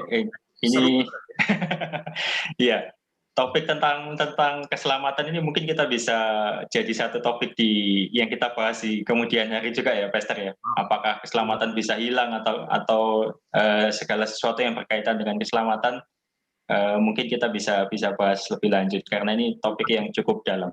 Kan jemaat kalau kita membahas tentang hal itu, dan itu pastinya tentu perlu waktu ya. Ini kayaknya Jesus Parable Series hanya ingatnya saja supaya ini cara berpikir kita harus semakin kritis, semakin teologis dan alkitabiah. Yes. Makanya tadi kita banyak belajar tentang bagaimana memisahkan antara yang alegoris juga tadi tentang batasan-batasan, kita juga mengerti tentang konteksnya ya, Pastor. Oke. Mungkin sebelum ditutup bisa diberikan beberapa poin kesimpulan yang kita bisa bawa untuk aplikasi sehari-hari selain dari yang tadi sudah sempat disampaikan dalam materi. Oke, jadi ini pesan bagi setiap kita, Bapak Ibu saudara sekalian, ya sekali lagi kita juga tidak tahu kapan kedatangan Tuhan Yesus. Yang bisa kita lakukan adalah kita berwaspada dan kita menyiapkan diri ya. Bersiaplah untuk masa pemerintahan Allah yang waktunya tidak diketahui. Ya, pemerintahan Allah ini artinya adalah kerajaan sorga. Ya, kita nggak tahu kapan akan datang. Ya, dengan cara kita memastikan, ya, kata kuncinya sekali lagi adalah kita memastikan bahwa dimulai dari diri Anda sendiri telah sungguh-sungguh menerima Yesus sebagai Tuhan dan Juru Selamat.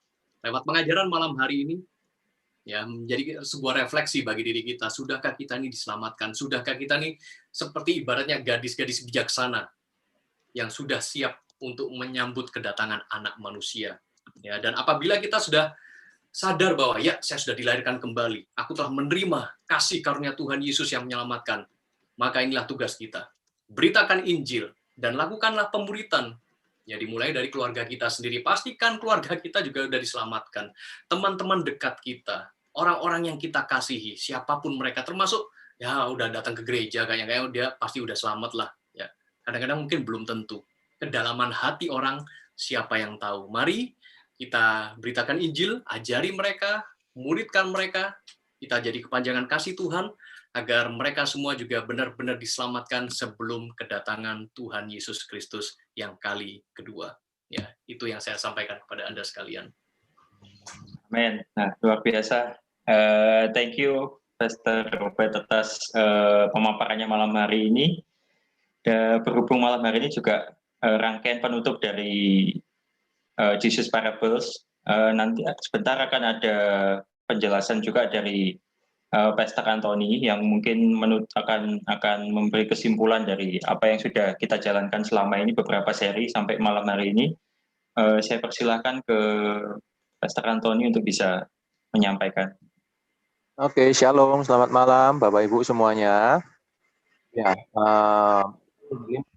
kita telah menjalani Jesus Parables ini. Tujuan kami adalah untuk memperkenalkan sebetulnya ya kepada Bapak Ibu saudara-saudari semuanya bagaimana kita harus membaca firman, memahami firman itu yang benar, yaitu yang sesuai dengan konteksnya. Jadi ini adalah sebuah perkenalan, dan kerinduan kami adalah supaya untuk jemaat Tuhan mulai menjadi jemaat yang belajar, jemaat yang suka belajar firman Tuhan, ya, dan kemudian juga mempraktekannya di dalam kehidupan. Semua rangkaian dari Jesus Parables ini telah diupload ya di YouTube dari GMS Surabaya. Bapak Ibu nanti bisa akses ya akun YouTube-nya GMS Surabaya untuk refresh ulang ya semua materi dari Jesus Parables yang telah diikuti selama ini ya. Baik yang bentuknya waktu itu pertama dalam bentuk IG Live maupun yang dalam bentuk Zoom interaktif seperti ini ya. Nah, pesan saya adalah supaya kita tidak jenuh dan tidak letih-letihnya belajar firman Tuhan, karena banyak kekayaan firman Tuhan yang masih harus kita pelajari. Nah, tahun depan kita telah setting sebuah banyak program sebetulnya ya supaya untuk memberikan kita makanan rohani. Jadi kalau tahun ini kita selesaikan Jesus Parable Series ya, seri-seri tentang perumpamaan Yesus, maka di tahun depan sepanjang tahun depan akan ada 44 kali ya. Tapi ini bentuknya nanti recording ya, recording lalu kemudian diupload di akun YouTube-nya GMS Surabaya. Maka dari itu Bapak Ibu saya pesan Bapak Ibu harus sering-sering buka ya, harus sering-sering akses di YouTube-nya GMS Surabaya ya. Jadi tahun depan adalah hard sayings of Jesus. Jadi kata-kata yang sulit dari Yesus ya. Itu 44 series yang sedang kami persiapkan supaya kita bisa belajar banyak lagi ya rangkaian-rangkaian firman Tuhan yang lebih dalam lagi. Lalu kemudian di tahun depan juga akan ada selain MSJ yang berjalan, tapi juga akan ada 2 kali MBS. Ya, yang pertama kita akan belajar tentang doktrin Allah, ya, doktrin tentang Allah. Siapakah Allah yang kupercaya? Itu kira-kira judulnya. Lalu kemudian nanti di semester kedua kita akan belajar tentang yang tadi Pastor Robert sempat singgung ya, yaitu soteriologi, yaitu tentang doktrin keselamatan. Ya, bagaimana cara pandang kekristenan tentang keselamatan itu. Ya, nah di sana kita akan belajar lebih dalam lagi supaya kita bisa memiliki sebuah pemahaman yang alkitabiah tentang hal-hal yang sangat mendasar, yaitu hal-hal yang doktrinal. Ya, karena gereja yang kuat itu adalah gereja yang memiliki doktrin yang kuat. Saya percaya itu. Kita semua juga percaya itu ya, dan kita semua sedang menuju ke sana ya. Banyak hal yang akan kita lakukan ke depan ya, di tahun depan khususnya. Jadi mari infokan kepada kepada teman-teman semuanya ya. Nanti kita juga akan banyak infokan kok ya, lewat semua platform media sosial kita ya, di GMS Surabaya, di IG-nya. Bapak Ibu juga banyak-banyak lihat IG-nya juga ya di GMS Surabaya, karena itu adalah tempat untuk kita menginformasikan segala sesuatu ada di sana ya. Dan nanti lewat WA Blast juga biasanya kita akan infokan juga, lewat segala macam saluran informasi kita akan berikan itu ya. Jadi mari kita tidak lelah-lelah untuk belajar firman Tuhan, karena saya percaya kalau bagaikan ini ya, bagaikan orang berenang itu, kalau kita hanya berenang di permukaan ya kita ya nggak dapat terlalu banyak, tapi harta karun tuh adanya di bawah lautan kan, bukan di permukaan. Kita harus diving, not just swimming ya, tapi diving, mulai menyelam di dalam kedalaman firman. Nah, kami berkomitmen bersama-sama untuk mulai membawa Bapak Ibu Saudara-saudari untuk bertahap ya, satu persatu untuk mulai mengenal kebenaran firman Tuhan. Saya percaya kok semakin kita belajar tuh semakin banyak pertanyaan yang muncul ya, dan mungkin belum semua pertanyaan bisa dijawab ya, mungkin juga Bapak Ibu juga mungkin ada yang belum terlalu puas atau bagaimana, tapi itu baik. Ya, justru kalau kita gampang puas itu justru tidak baik. Waktu kita tidak gampang puas ya, kita akan semakin terdorong, Roh Kudus akan menghidupkan hati nurani kita untuk kita semakin banyak belajar, dan akhirnya kita akan semakin dibukakan banyak hal. Semakin kita dibukakan banyak hal, kita akan semakin merasa tidak mengerti apa-apa, dan kita akan semakin lagi mencari Dia. Itu yang namanya haus dan lapar akan firman Allah itu ya, seperti itu Bapak Ibu ya. Dan itu proses, tidak bisa langsung begitu loh ya, tidak bisa langsung jadi dalam semalam 2 malam, seminggu 2 minggu, enggak. Itu berjalan proses seturut dengan waktu, seturut dengan pertumbuhan kerohanian kita. Maka dari itu orang yang bertumbuh adalah orang yang semakin haus dan lapar akan kebenaran firman Tuhan, dan juga melakukannya di dalam kehidupannya ya. Jadi ada tiga skema yang harus terjadi dalam kehidupan orang percaya ya. Yang pertama adalah ortodoksi, yang kedua adalah ortolatria, dan yang ketiga adalah ortopraksia ya. Ortodoksia adalah kebenaran firman Tuhan ya, jalan yang lurus kebenaran firman Tuhan. Lalu kemudian ortolatria itu adalah penyembahan yang benar ya. Lalu kemudian ortopraksia ya, praktek kehidupan yang benar. Jadi firman Tuhan itu bukan hanya untuk kita pelajari, tapi goal akhirnya adalah selalu dengan relevansi atau kita praktekkan di dalam kehidupan kita. Itu yang penting. Itu adalah sebuah rangkaian yang tidak boleh parsial, tidak boleh berat sebelah, semuanya harus dilakukan bersama-sama. Kita tidak sempurna, kita manusia biasa, masih punya natur dosa, tapi kita harus terus berusaha di dalam kasih karunia Tuhan. Roh Kudus mampukan kita untuk kita semakin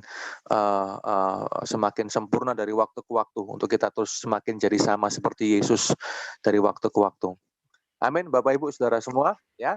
Itu saja pesan saya untuk mengakhiri ya malam hari ini dengan 5 sesi dari Jesus Parables yang telah kita pelajari malam hari ini ya. Tuhan Yesus memberkati kita semuanya. Tetap sehat selalu ya Bapak Ibu. Tuhan memberkati. Amin. Wow. Luar biasa, Pastor Antoni. Kita semakin semangat untuk menunggu tahun 2021. Kita akan banyak belajar di tahun depan. Siapa yang bersemangat? Ayo silakan kasih tepuk tangan, kasih jempol, kasih heart atau apapun ya malam hari ini. Oke. Thank you. Sebelum kita akhiri malam hari ini, Pastor Robert nanti akan berdoa berkat untuk kita menutup malam hari ini, dan kita juga ingatkan bahwa besok kita untuk ibadah secara online karena kita belum bisa secara onsite juga. Jadi kita besok ada ibadah streaming mulai nanti malam ya, di YouTube akan bisa diakses sepanjang hari. Oke, thank you. Saya serahkan kepada Pastor Robert untuk bisa menutup dengan doa berkat. Baik, mari sama-sama kita satukan hati di dalam doa. Terima kasih Bapa di sorga, untuk malam hari ini kami bisa belajar bersama-sama satu bagian dari kebenaran firman-Mu, dan biarlah itu juga terus membuat kami semakin jernih di dalam berpikir, di dalam menggali kebenaran firman-Mu, dan juga kami tidak terikat hanya oleh pemahaman-pemahaman yang sudah lalu dan mungkin ada pemahaman yang kurang tepat, tetapi kami belajar semakin mengarah kepada penafsiran yang sesuai dengan maksud dan tujuan yang semula ketika Roh Kudus menginspirasikan kepada penulis-penulis Alkitab dan khususnya di dalam Injil Matius, dan kami berdoa supaya penerapan dari perumpamaan tentang garis-garis bijaksana dan bodoh ini bisa kami laksanakan di dalam kehidupan kami sehari-hari. Kami mau menyiapkan diri kami baik-baik untuk menyambut kedatangan Tuhan Yesus yang kali kedua, dan kami memastikan bahwa kami sungguh-sungguh adalah orang percaya beriman kepadamu ya Tuhan Yesus, menerima Engkau sebagai Tuhan dan Juru Selamat, dan demikian juga gerakkan kami untuk kami boleh memberitakan Injil maupun kami melakukan pemuritan bagi setiap orang-orang di luar sana, rekan-rekan kami, untuk memastikan bahwa mereka pun juga siap untuk menjelang kedatangan-Mu yang kali kedua. Terima kasih Tuhan, kami ucap syukur kepadamu dan setiap jemaat Tuhan dimanapun Anda berada, saat ini angkat tangan-Mu di hadapannya dan terimalah berkat dari Allah Bapa yang Maha Kuasa, dan biarlah kasih karunia dari Tuhan Yesus Kristus menyertai Anda sekalian.